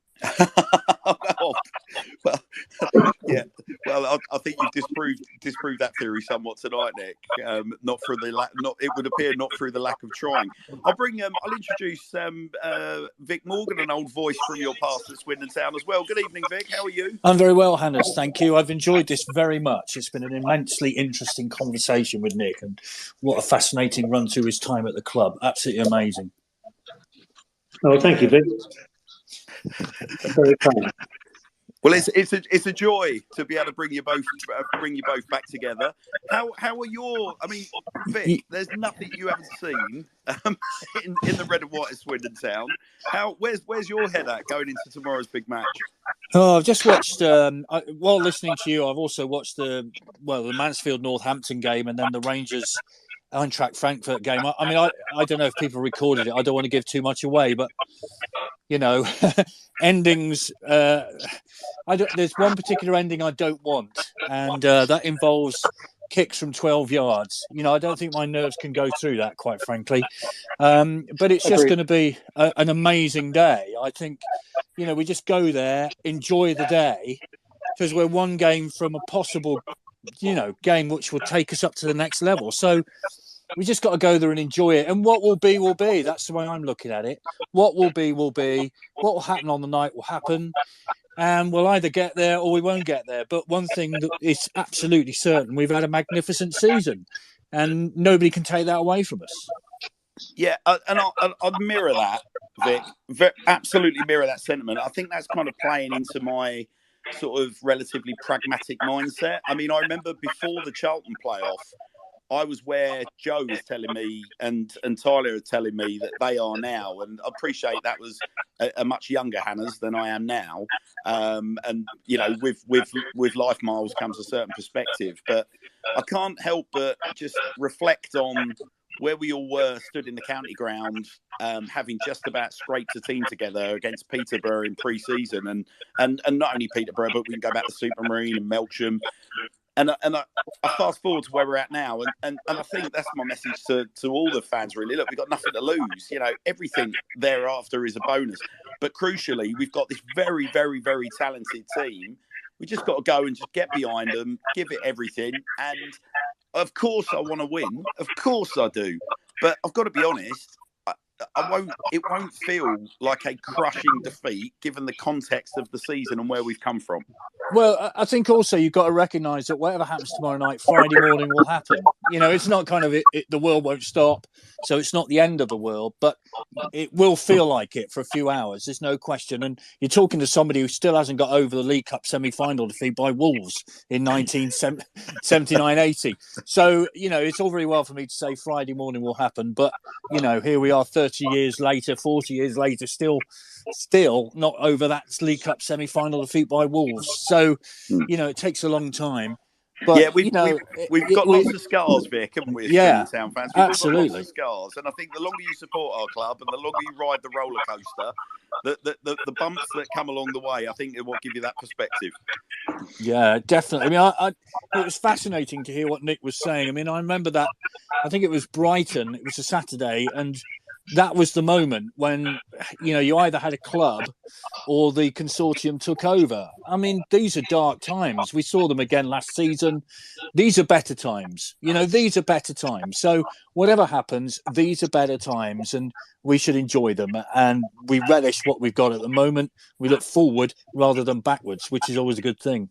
Yeah, I agree. Well, look, stick with us, Vic. JJ, bring you back on. It was your question. Has that gone some way to sort of adjusting your mindset, mate? Or have we made you feel even worse? I think it's still a case of confidence, but there was a point I think you raised about how you look through the squad and you look at the depth for quality. I think you're right. This season's almost been a miracle season of, coming from almost nothing to something. But is there not that small hint of underachievement if we don't go all of the way purely looking at the quality in the squad? Should it really still be League Two? Well, I'll push that over to you, Tyler, to answer, because you've got a view on the quality of this squad, and I'm sick of the sound of my own voice for a start, Ty. Why don't you come in and give us your thoughts on quality of depth versus sort of miracle of football? I think the starting 11 and the first few subs are quite strong and definitely above this division. I think Kev told me that Reed is the best player in League 1 and 2, and I wouldn't argue it. I love the bloke. But after you get past the first 14 or 15, I think you are looking at it a bit like, well, is that a good enough squad to go up? And I think you could argue it might not be. But on the whole, the fact that we've even got to the playoffs, like you say, is impressive, especially considering I think it was 4 games before the playoffs and before the season ended. I think we were down in 10th. So the fact we've got into them, it is pretty good going. And either way, it's just been a great season. So win or lose, we're on the booze. If we draw, drink some more, sort of thing. So yeah, that's a nice way to summarise. Joe, would you be? I'm wholly confident we're going to get the result. But are you indifferent either way, or would you see us not clearing that final hurdle as a massive underachievement? I think, if I'm honest, in 5 years' time, looking back, if we don't go through, I think, good season. For the immediate future, it'll feel like a pure failure. The season's been emotional, I think, the whole way through. You think a fairy tale ending is for us to go up, and probably I've had my head turned that way probably since October, November last year. It's just, I think it's written for us to go up. If we don't, it's going to hurt. Well, Yeah. Okay. So I'm. Oh, listen. I mean, I've seen. I used to have a spotless record in the playoffs. I started supporting the club. Off the back of success at Sellers Park against Gillingham. I enjoyed Wembley success against Sunderland. I enjoyed Wembley success against Leicester. I genuinely thought I was some kind of lucky omen. And then obviously we all know what happened against Millwall. We all know what happened against Preston. And I appreciate it wasn't the playoffs, but we all know what happened against Chesterfield. So the Arches haven't been kind, whereas the Twin Towers were. I mean, listen, I've got to be honest with you. I watched the first sort of 20 minutes of the playoffs, the first leg, a second leg between Mansfield and Northampton, and there's nothing there that frightened me at all. And I've got to be honest with you, I've seen us play Port Vale now on multiple occasions this season. There is nothing I've seen in Port Vale that frightened me. I think the only thing that makes me remotely nervous going into tomorrow's game is the prospect of us doing a classic Swindon Town and somehow shooting ourselves in the foot. And I think that would possibly come about through... Hannah's just to jump in there, and something you've just said there, and everyone's just missed this point. No one's really mentioned this. We've gone there and beat them already. Yep. That, when you do that as a player, and you go to a ground where you've won in that season, and you come off the back of beating them at home as well. You've already been to Vale Park. You've already beat them. That gives you that little bit of extra confidence, that little bit of oomph, as they put it, that we've done this before here, boys. We know how to win here. I've spoke to quite a few Port Vale fans. They're not confident. I had a good chat with Johnny Wilkes on Sunday. Johnny came to the game. And all game he was texting me saying, you're going to beat us. They aren't confident they're going to beat us. And when their fans are openly saying that tells you something as well. And I've got to say, I'll tell you what's also really interesting, Kev, talk about confidence. I mean, if they were absolutely rocking and rolling and wholly confident of turning us over 2 legs, you would have expected them to have sold out their allocation. And there were a lot of gaps on the Stratton Bank at the weekend. They didn't sell their allocation, and I think they even got to a point of almost giving some tickets away. There was tickets returned to the club. You could see, even when they scored, you look at some of their fans, they were in a state of shock. So it's as much as playoff games, and like you mentioned it there's lots of playoff games have not gone our way and everything else. But the key is we beat them twice. They beat us in the league at home, but look at what that team was compared to what it is now. And Ty said it a minute ago, on the back of the run we're on as well, the confidence is up. The players that we've got are big game players. McCurdy's a big player. Payne's a big player. And as Ty said, he knows my favourite player is Louis Reed. He's a genius. These guys have got it in them, and they're winners. Now, when you take that into a ground where you've already won this season, you've just beat them 3 days ago. You've got to go in that on the front foot. Yeah. Key thing for me is an early goal. Early goal. That's it. I'll take 2 goals in the first 10 minutes. Yeah. Go on, Joe. Joe, I think you're right. I think the first 10, 15 minutes are so crucial in this game. They are crucial. First goal was ours. I think we're fine. And my nerves, my heart rate will go back to normal. I'll be happy. But, I can bring a cardiologist. I know one of them. You should get me on an ECG during the 90 minutes and just do some medical research. Save it for science. Yeah, leave your heart monitors at home, guys. Take your smartwatches off. Leave them at home. You're not going to want to look at any of them. We absolutely need to be at the peak of our cardio powers.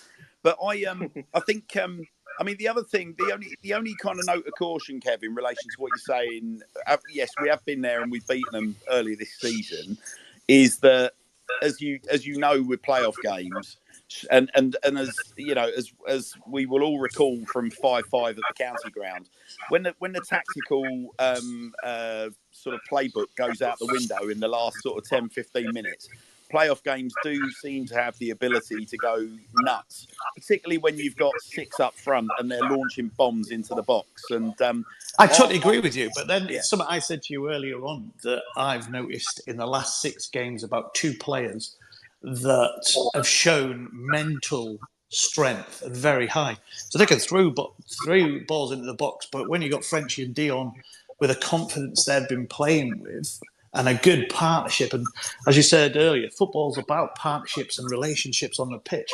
Them two in the last 6 games have looked awesome. But you go back to when Richie took us up, there's a big reason is them two had a great partnership. Dion needs a massive shout out, doesn't it, season? I think both of them do. Dion and Frenchie and back together, and this is going to be Frenchie's last season. Is just literally, I think they've been awesome. You've got to credit. Hannah, I'm going to say good night. I'll leave you to the great debate. God bless you, Nick. It's been fantastic having you with us, and thanks for hanging around and fielding a couple of questions. No, great pleasure. And I've got an early start tomorrow, so stay well. Good luck tomorrow night, guys, and good luck at Wembley. Nick, I'll speak to you soon as well, Nick. Okay, look forward to it. All the best, guys. Thank you. Thank you very much. Ta-ra now.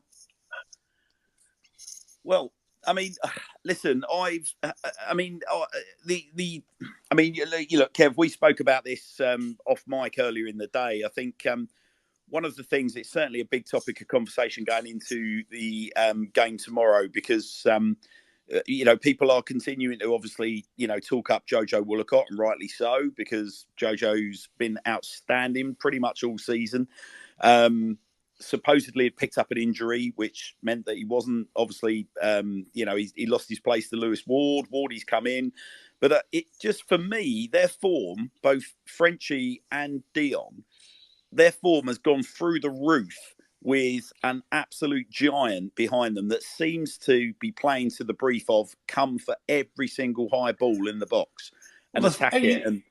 Well, you know yourself, we've got a mutual friend who's was a half decent goalkeeper, and the first thing he always said was always, when we talk about the past of Swindon Town, is 2 centre-backs in front of him. You have 2 good centre-backs in front of him and a keeper as like a triangle. That's a foundation. And I agree. I think there's been that foundation between the 3 of them that's made us look more solid than we have in a long time. Yeah. Well, just at this point, I'll just continually put the reminder out there, guys. This tonight, we're encouraging as much interaction with you all as possible. So you don't necessarily have to have a question, but if you've got any nerves, any thoughts, any reflections, any anxieties that you want to try and put to rest before you hit the sack tonight, please do hit that speaker request button, as JJ has done, and join us for a good chinwag tonight. Going back to Lewis Ward, Tyler, I'll put this back to you, and because you and I debate this all the time. Well, certainly we have the last few weeks. It's got to be Lewis Ward starting tomorrow, isn't it? Yeah.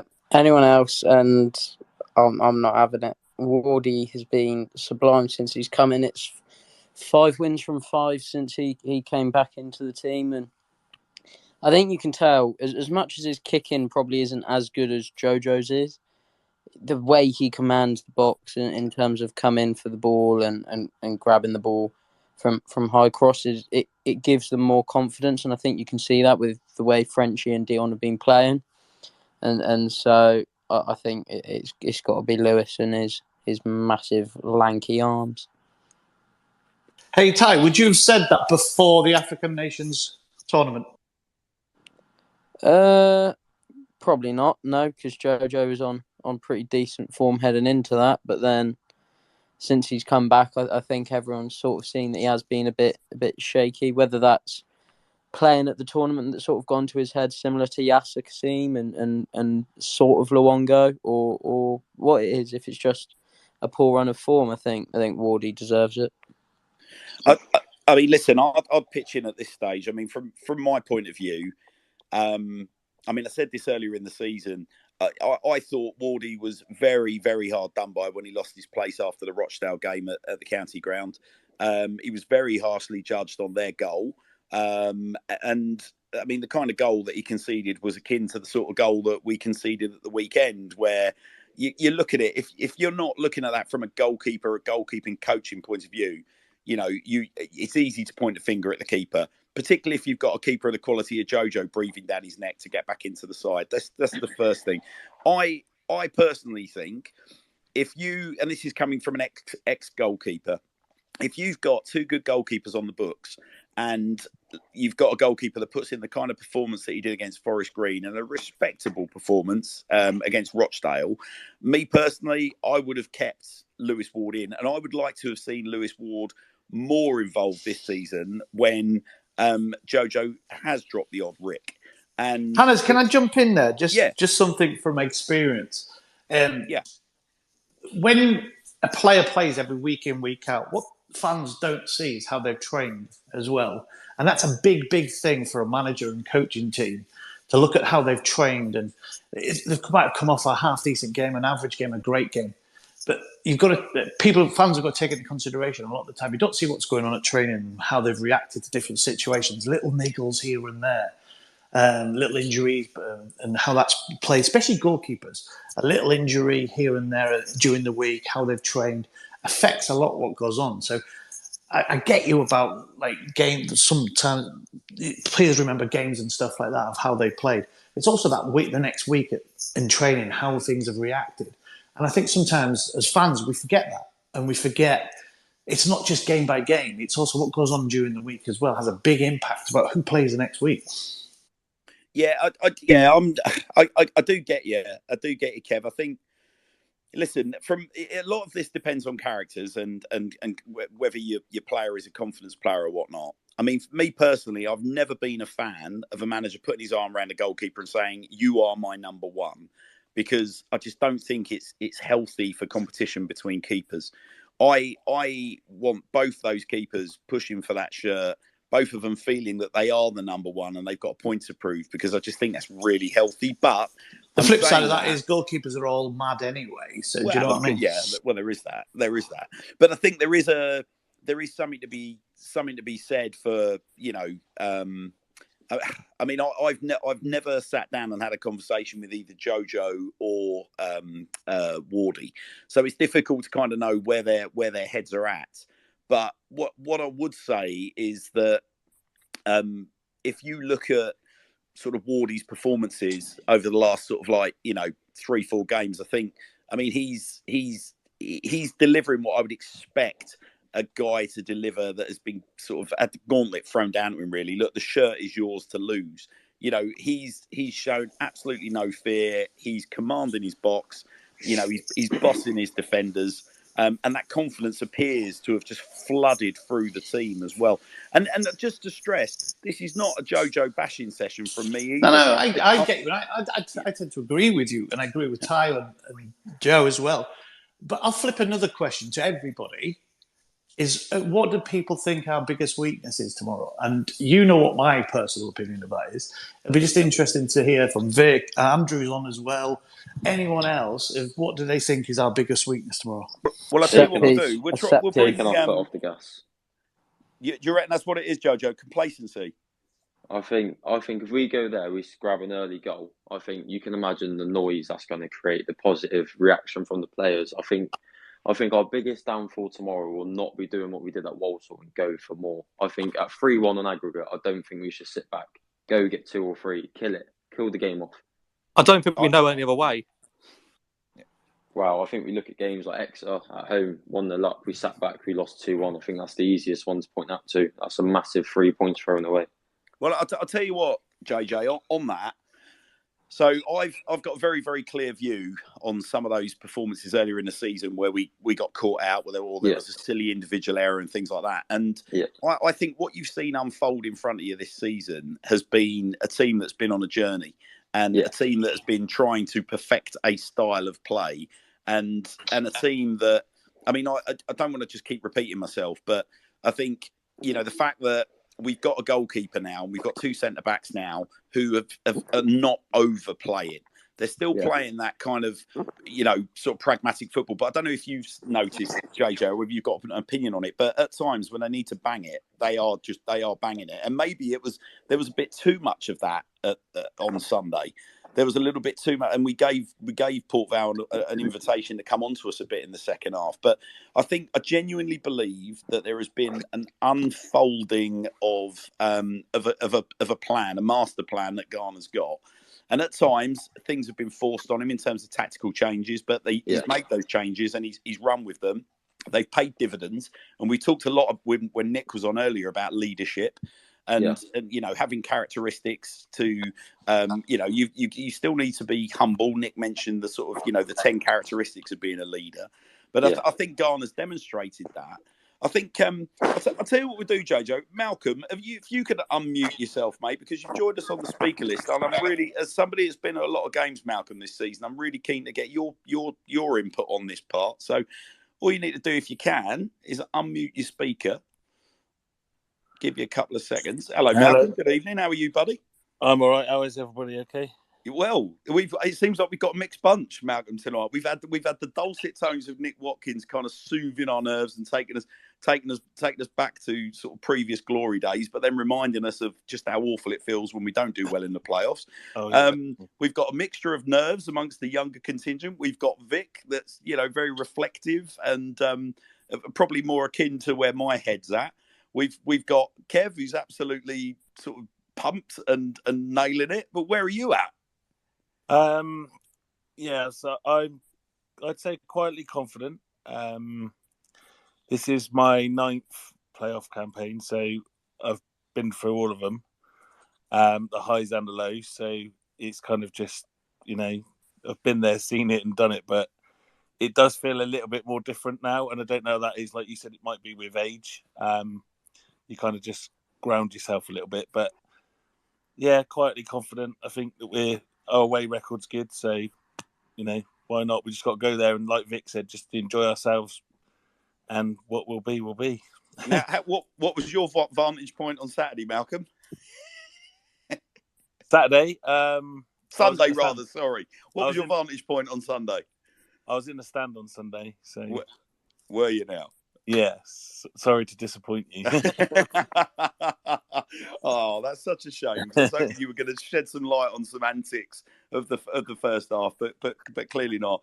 And for those that know, you know, and for those that don't know, you don't know. So don't worry about it. We'll move on. So what's I mean, I don't want to kind of just do the cliche and slip into predictions, Malcolm, but are you of an opinion that we've got to come flying out the traps, or are you of an opinion that we've got to try and protect what we've got? Or where's your head at? I think we've got to be wary not to concede early, because then that will put everyone on nerves. I think if the fans are nervous, then I think then we'll all be a bit. That might generate to the players, but I think they're at the mindset where they'll just go out and play their game, and I think we've just got to be confident that that's gonna work. I mean, they're good away. It's a hard one. Maybe I just got to see the first 20 minutes out, see how Vale are, and then try and hit them on the break if they have to. Or, if the first 20 minutes is still 0-0, I think then the nerves might set in for them a little bit as well. So, who's key man for you tomorrow, Malcolm? Who is there key man or men that you think are going to be critical for us tomorrow? Probably just the usual ones. I think McCurdy's gonna love it, isn't he? Because they hate him. So they've been out they've been out to get him the whole time, haven't they? So and Reed, probably just the usual ones that everyone else says, really. I think Ben Garner's got the most important job. Yeah, 100% agree with that more than any comment. Yeah. Garner ball is needed. And Ben is a strong character. You've got to understand how strong a character he is. Yeah. He really, really is. And as much as Ben doesn't have nothing on social media and everything else, he did see comments, what people were writing about him during the season. And he knew what people were saying. But it has no effect on him. He'll play, like Hannah said a minute ago. He wants to play a certain way, and he's determined to do that. And 100% say he is the most important person tomorrow. Well, we'll try and bring another guest on. Alex, if you can unmute your speaker, it'd be brilliant to inject your input into tonight, buddy. How are you feeling ahead of tomorrow's big game? Hi guys, hi everyone. Apprehensive, I think everyone is. Excited. Obviously, I can't say very much, but I've been privy to a bit of training this week. The lads look good and sharp. I think we've got the beating of them personally. I'm just worried that they're going to rough us up and try and get reactions out of the likes of Harry and some of our players who could potentially lose their heads. I think that's where I'm at with it. Yeah, I think that's a very interesting point, actually, Alex, because I mentioned before, I think I may have mentioned this in this sort of phone-in section of the show, but I know we certainly talked about it with Nick Watkins earlier when we talked about the impact of the dark arts on the class of 2010. And I think I'm of a similar opinion to you. You know, I'm hoping that there's been a few boys that have learned lessons from earlier in the season. I know I've spoken to Reedy about obviously the circumstances around his sending off purely in passing. And he mentioned that he replied to that as that being a learning curve for him. Obviously, similar circumstances. Dion got a very silly red earlier in the season. You know, Harry's prone to a yellow card and getting in the ear of referees. And I think if we get a referee that doesn't understand Harry McCurdy, then I think it's going to be very easy for a referee to start flashing the cards tomorrow when the temperature rises. I genuinely believe that is you've hit the nail on the head in terms of that's the one thing that I fear about going to Vale Park tomorrow, that we're going to be. I mentioned to Joe, who will be able to confirm this in a conversation we had off mic earlier today, that if we're 30 minutes into the game, I just dread, that someone that's already on a yellow that's picked up early in the game goes in for a bit of a tackle, and we've got we're down to 10 men, and then we're literally chewing our nails for the best part of 60 minutes. But as I say, the counter to that will be that, it's going to come down to Ghana being able to get into their heads and say to keep their sense of perspective, make sure that they're prepared for all of that nonsense, and just literally get on the ball, stick to the game plan, dictate play. Because if we've got the ball at our feet, we haven't got to worry about silly tackles. We can keep the ball forever this side. And on that pitch, if we can't keep the ball on that pitch, then we might as well go home. Well, I think that's why, sorry to interrupt, I think that's why Ghana has the most important job, like you said, because he has to paint the picture of, if we win tomorrow, there's obviously the final to play. And, who do you prioritise keeping fit, not getting suspended for the final? I think there's so many factors to it. It's not just about winning tomorrow. I mean, we can take a 0-0, but if we get 3 injuries, then, how much will that hurt us? Yeah, and again, to hark back to what Nick was saying about 2010, losing Gordon Greer and going to Wembley was a devastating blow. Losing a Louis Reed, or losing a Harry McCurdy, or losing a Lewis Ward, that would be obviously that would be major. But I mean, again, I don't wish to sort of dwell on the negatives, because it feels like I'm sort of. I really do feel like I'm scraping the bottom of the barrel here to find any optimism for Vale to feed off of. I don't think man for man, there is literally nobody that worries me. They've got one big name really that people would recognise in their lineup, in James Wilson, who's obviously notched on Sunday, and has got great pedigree. But having said that, they're almost like the sum of their parts, aren't they, Port Vale? There is nothing about Vale that I think should have us kind of like, quaking at the knees. I mean, Vic, I'll bring you back in if I may at this point. What did you make of Vale on Sunday? Is there anything that you saw that caused you any concern? Well, the thing that caused me most concern was the physical side of their game, and they were kicking Johnny Williams to high heaven, weren't they? And he suffered quite a lot on Sunday. So it's that side of the game. In terms of footballing, we're well ahead of them, and we proved at Vale Park earlier in the season that we had the measure of them and played very well that day, albeit helped by the sending off of the goalkeeper for taking out Harry McCurdy. In terms of football, I have no concerns. It's just, you mentioned the dark arts. We talked about it with Steve White on Monday. About the dark arts in terms of footballing. They know what to do. And the referee really on Sunday didn't control that early on, did he? So that's the one thing that concerns me, really. But it's been mentioned before, that pitch suits Swindon, doesn't it? That really is their pitch, Vale Park. So I'm going to leave you in a minute because I've got a very long day from Devon to Staffordshire tomorrow. But what I would say is, let's just go there, enjoy the experience. There'll be 2,200 of us. We're going to enjoy the day, and come on, you Reds, let's get through and get into that final, because that's what we all dearly want, isn't it? Exactly. Oh, Yeah, more sage words from somebody that has the legend seen of it Vic and done it Morgan. all. The legend If of Vic you Morgan. if you lot can't feed off of that, then you can't feed off of anything. We might as well give up and go home. But thanks ever so much, Vic. It's been brilliant to have you on again. Well, good night, everybody. Just enjoy the day. That's all I can say. We will. I'll do. join Vic as well, by the way, because I've got to get up at 6:30 with a 2-year-old before I even think about going to Port Vale. So I'll see everyone there at Port Vale, and if you do see me, drinks are on me. God bless you. That's 2,200 drinks then. Very good. That's all. That's okay. It'll be charged to Clem, don't it? Hey Vic, listen. If Kevin's got the money to sponsor the St Tom Broadbent Lounge, he's got the money to buy us all a beer. So don't worry about that. Looking forward to it greatly. Come and see me tomorrow. The beers are there. But good night, everyone. See you God all bless. tomorrow. Thanks, guys. Good night. So I'll bring we'll bring Nathan on at this stage. Nathan, good evening. How are you? I'm very well, thanks, Hannah's. Great show as always. Very much enjoyed listening to Nick's wisdom. Some great stories in there. But you're only buttering me up because you want me to drive your car up to Val tomorrow. Don't come on here and try your dark arts, pal. I know what your game is. You see right through me. Well, yeah, quite clearly. Where's your head at, Nathan? You've obviously taken on a range of views tonight. What's where's your head at? You were obviously a little apprehensive when we spoke earlier, or we conversed on WhatsApp earlier on the day. Are you feeling any better? I'm feeling quite calm, actually. I think listening to this has set my head a bit. I agree. I think the first, I can't remember who said it, the first kind of 15 minutes, I think, are going to be crucial. I think the Vale fans are going to be very, very loud.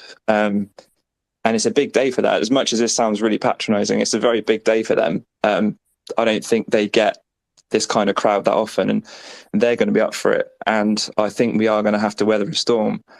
So it's really how we deal with that. And, you know, as much as it would be nice to see us come flying out the traps, I think we're going to need to slow the game down. I think we're going to need to use the big pitch, keep the ball, get Johnny Williams to do his little falls to the floor, just stop the game, and we're going to need to do that, suck the life out of them, and then hit them where it hurts. And I think if we can just see out 15-20 minutes, just slow the game down when we can, frustrate them, get in their heads, and then hit them, I think it won't be, it could be, we could win by 3 or 4 goals because we are that kind of team.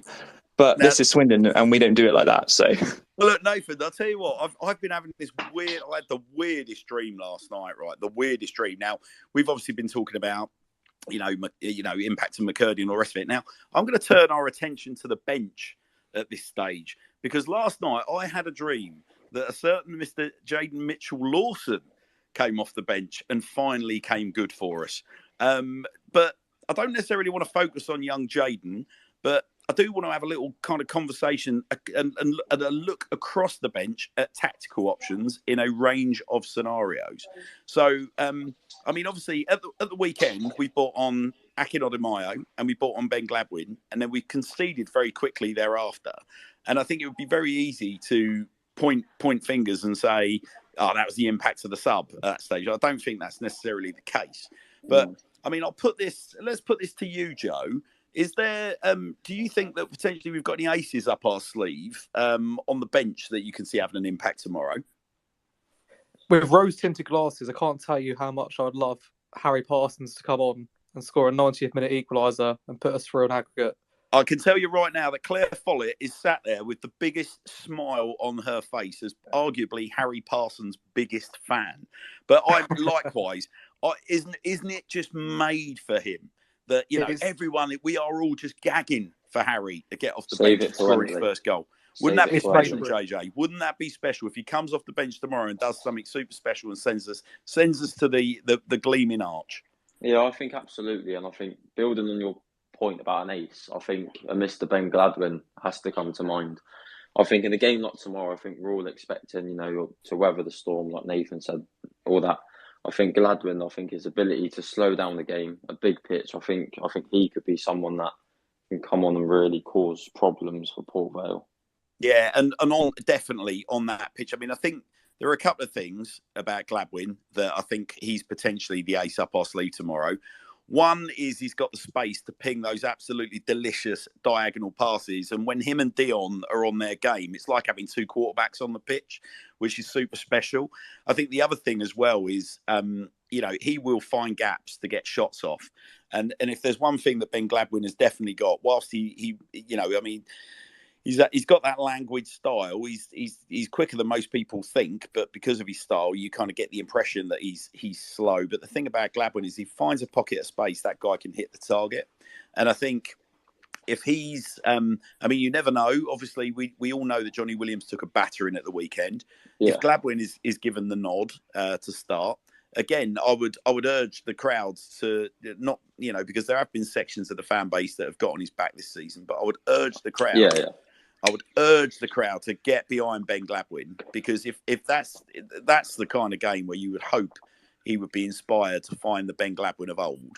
Well, and I think I can't help but think, JJ, that he's got a 30-yarder in his arsenal. I hope we see it tomorrow. Well, I think most people agree with me. I think Ben Gladwin's best performance in the Swindon shirt this season was away to Port Vale. I think he literally demonstrated every quality he just picked up there. I think he turned up there and everything he touched was just forward thinking, was positive, I think.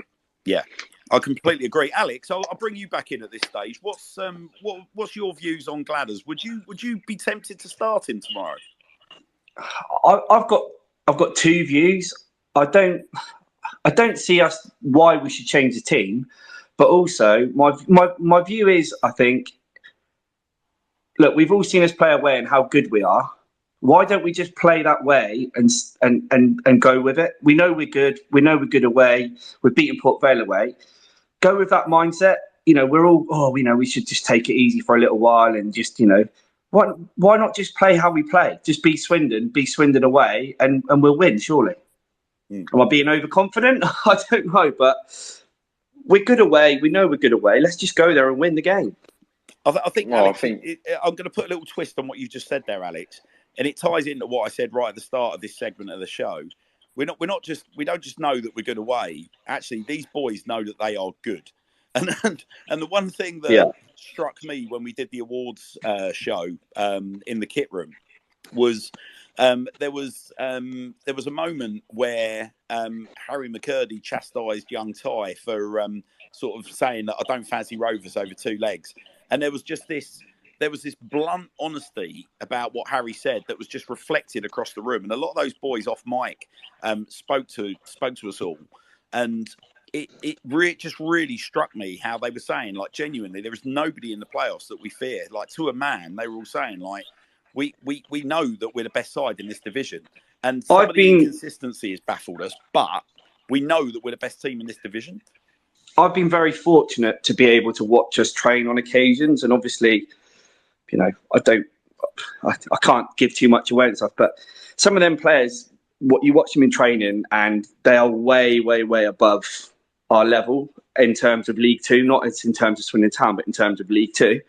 Obviously, it doesn't always transition to a game and to whatever, but without actually saying names, you look at some of them in training, and you just think, wow, like, how have we actually got you as players? And so, what McCurdy's saying there, I absolutely agree with. 100%. Yeah, well, I've also got, we've not mentioned him once, which kind of shocks me, but the game tomorrow is tailor-made for a certain Mr. Jack Payne, because the one thing that obviously we've seen from Payne is a willingness to shoot from distance now, and again, one of the things that you can see is a frustration is how quickly he gets closed down. But again, if he gets the space, opens up on the edge of that 18-yard box, he's going to hit the target, isn't he? Yeah, I think so.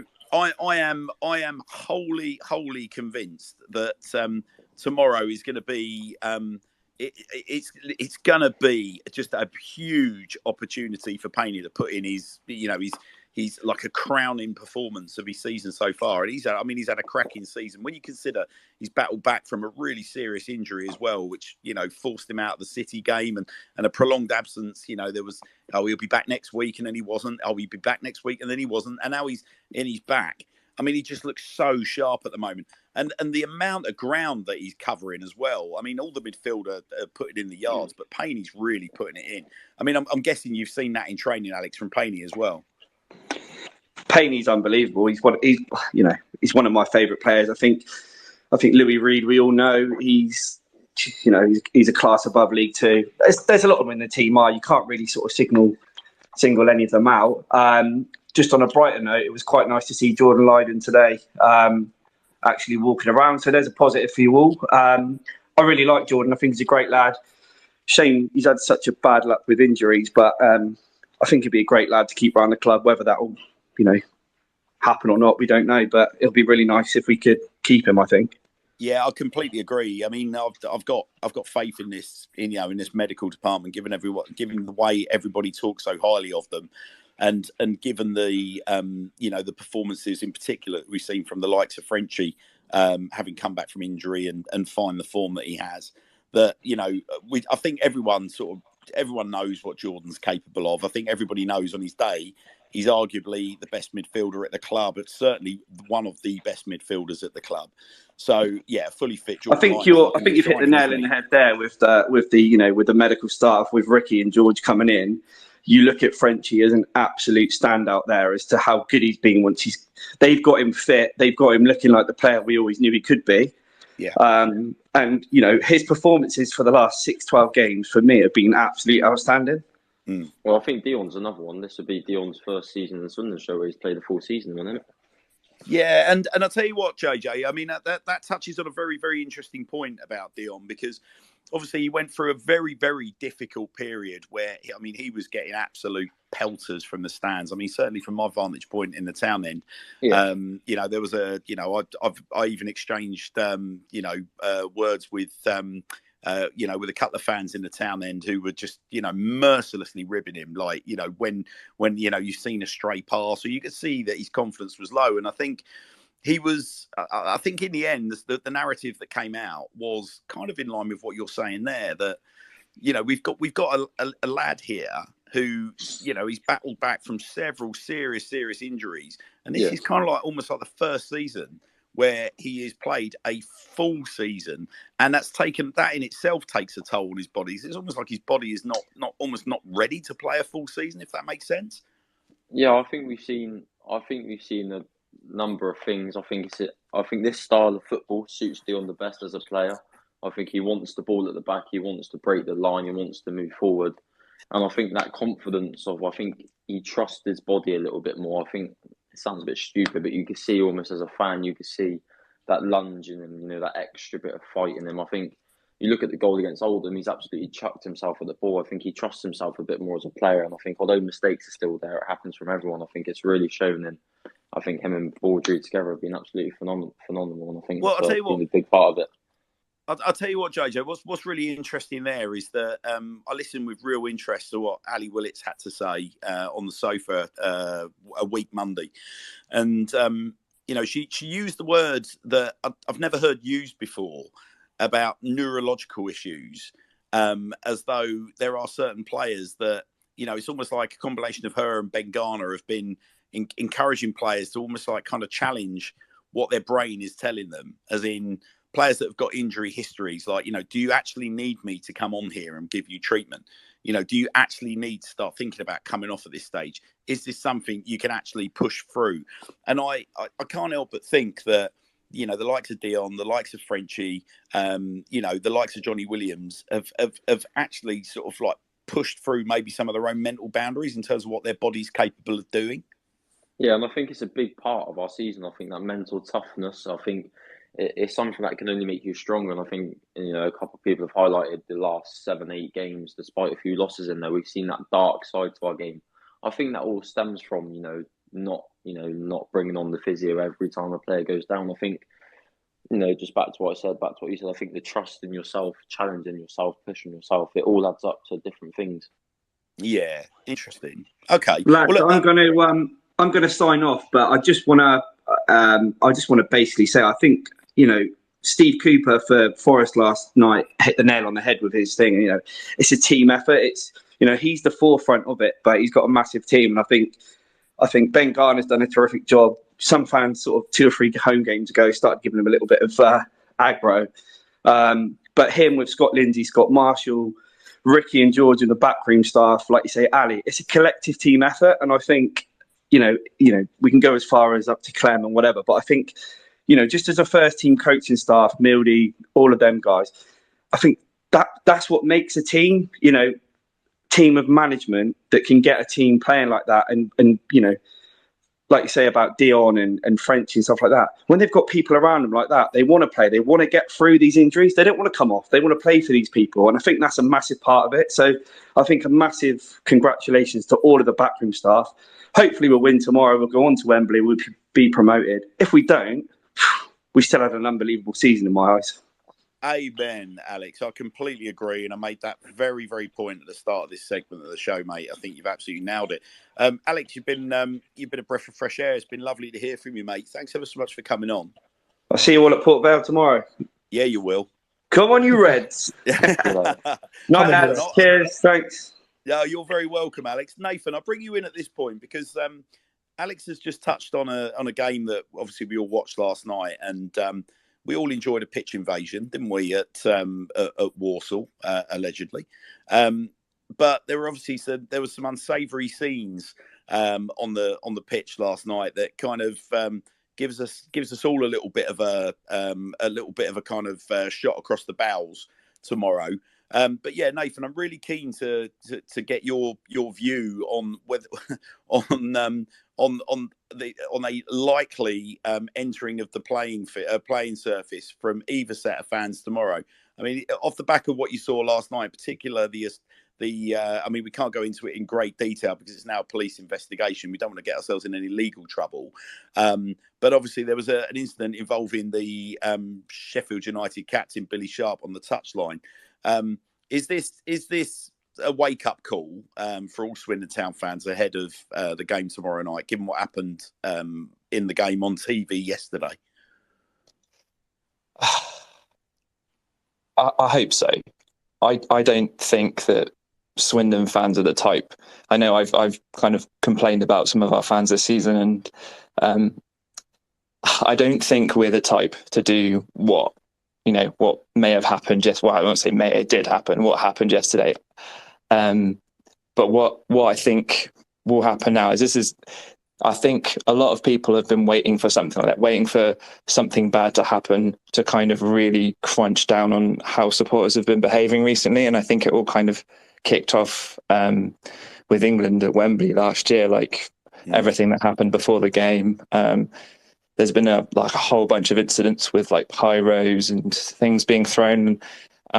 I feel like a crackdown in general is coming. I don't know what it's going to include, but just listening to Talk Sport this morning, you could feel like some people have just been waiting for this to happen so they can just crack down on fans again. And it's really unfortunate because I think most of the kind of pitch invasions that have been happening have generally been okay. I think there was a Luton fan that got injured by a coin, but yeah, I think it's a wake up call to everyone, and my fear is that if Vale win and run on the pitch, if I was Harry McCurdy, I would be running because they are seething with him, they want his blood. So that's probably my biggest concern would be Harry McCurdy if Vale fans run on. But no, I've got faith in Swindon fans. I think we'll be all right. Yeah, I mean, yes, likewise. I think I like to think our supporters know, where the line lives. But I do think I tend to agree with you in terms of the authorities taking a good hard look at at people entering the playing space. And all I would say is, to anyone that's contemplating it tomorrow, just for a start, I wouldn't recommend it, because I just think that potentially there are examples to be made of people entering the playing field, and some of the unsavoury things that I've seen bouncing around social media and fans trading insults, etc. I think we're in a really interesting era where there are axes that are being ground on social media and certain things being stoked up, and I just think that you would probably just do yourself the service of just staying well away from it. And I don't mean to say that to be a killjoy, because we want to go and we want to be able to celebrate, we want to be able to enjoy ourselves. But equally, there are fans that are in the stand that want to also kind of, enjoy our players coming over and celebrating with us and enjoying it with us. And if everyone just floods onto the playing surface, that just simply isn't going to happen. So yeah, bear that in mind. And obviously, if the result doesn't go our way tomorrow and they all choose to flood on the pitch, then, again, take it on the chin. We had this against Brentford. Unfortunately, it's the ups and downs of the game. And as Alex said, I think the one thing that I will say is that if things don't go the way we want tomorrow and we are facing, a horde of Port Vale fans standing in front of the stand goading us, just have the satisfaction of knowing that our club is back and we are very much on the up. There's a wonderful momentum around the place. And if we aren't going to do it this season, we will. I have no doubt we will do it next season. And I've got the benefit of seeing this under Glenn Hoddle in, the 92 season, where we were kind of almost there, but not quite. And we had to say goodbye to a certain Duncan Shearer. The following season, with the reinforcements that were brought in, we took it forward another notch and we managed to get there. So just steel yourself that we have enough ability in and around our squad and our team that if it's not this year, enjoy what we've achieved this year and know it's going to be bigger and better next year. And I'm not just saying that either. I'm saying that off the back of a bloke that's gone and dropped quite a significant amount of cash on a bunch of season tickets for his family today. I really do believe what I'm saying. Well, I think we've kind of come to a bit of an organic end, although I want to desperately get Chris on. So, hello, Chris. Are you on, mate? Can you unmute your mic and say good evening in your wonderful accent? I am here, yeah.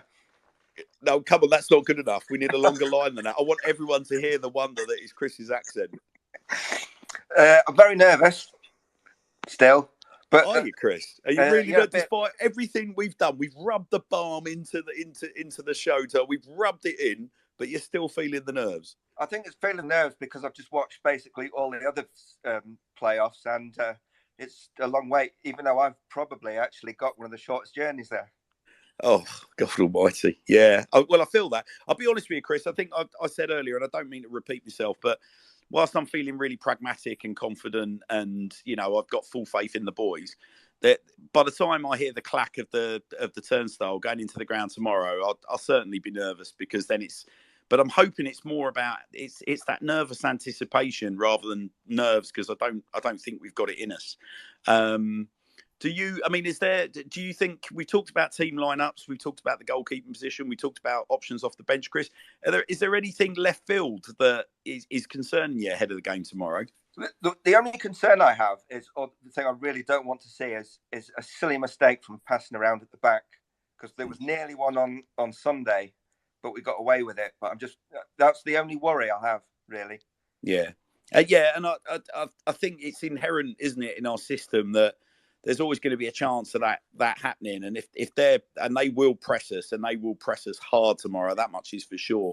I think, I'll be honest with you, Chris, I'm more nervous about that happening in the latter stages, when, if let's say we've got a 2-goal lead, or we're still defending that 1-goal lead, when they decide to go full Sheffield United at the county ground on us and throw 6 up top and just are launching bombs into the box and causing all kinds of havoc.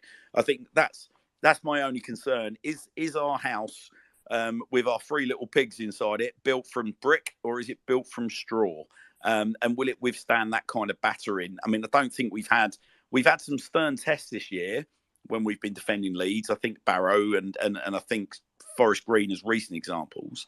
But we certainly haven't had a test where it's like a playoff last 10-minute test where they are just going hell for leather at us.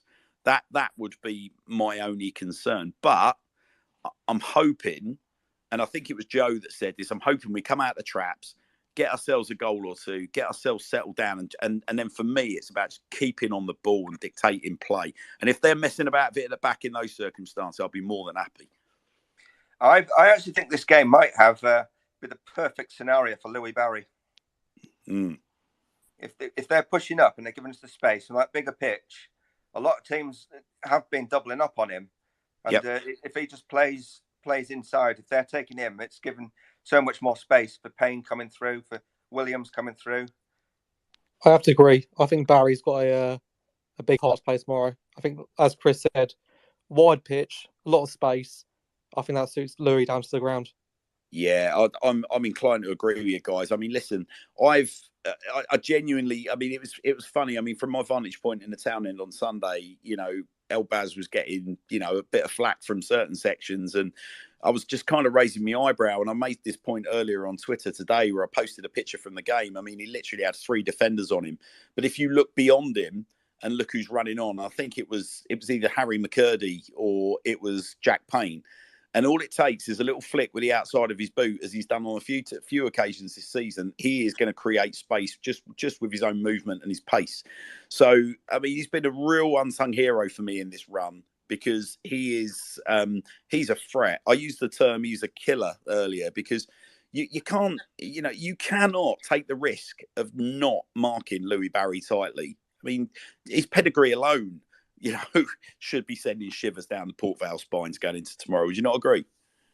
I would as well. And if I go back to the Walsall game as well, I think there might have been 3 players around him, and that flick that put, I think it was Tomlinson away, and where he crossed for Aguiar's second goal, I think it was. But that flick was just sublime when he had nowhere to go. Yeah. Listen, I completely agree. Well, look, I mean, like I said, I mean, I think I'll close tonight's proceedings by saying this. Let's just remember. I think, you know, if you're making your way to the game tomorrow, anyone that's listening in, just take a long, hard look at the 2 teams, and take a long, hard look at the 2 styles of play. Take a look at the size of that pitch, and what will be will be. You never know. At the end of the day, it's 11 versus 11. However, all the odds are stacked in our favour. We're going there with a 2-1 win. We're not going there, you know, with scores level. So my only advice would be, just like it was before the City game when we had this show, and, you know, at that time, momentum and noise in the crowd, you know, there was still apathy around the county ground, and we were still recovering from the summer. But just bring out your A game. You know, if you're able to make a racket, make a noise, get behind the lads tomorrow, and it's our way support, and they've never not shown up this season, but just make as much bloody noise as you can from the first minute to the last. And, you know, even if things aren't going to plan during the 90 minutes, take a leaf out of Leeds United fans' books. And I don't normally sort of, you know, pass credit in their direction, but they were being gubbed on the box the other night and humiliated, but their fans were absolutely tremendous from start to finish, because, you know, they know that there's nothing to be gained at this stage of the season by, you know, getting the booze out and giving their team a shirt. They'll save all that for the end of the season. And I think we've got to take that attitude into tomorrow's game from the final whistle. But listen, what an absolute delight. Joe, I'll just come back to you with my thanks, mate, stepping in as co-host and filling the gaps that Ty couldn't. And of course, you're going to be a regular fixture, mate, moving forward.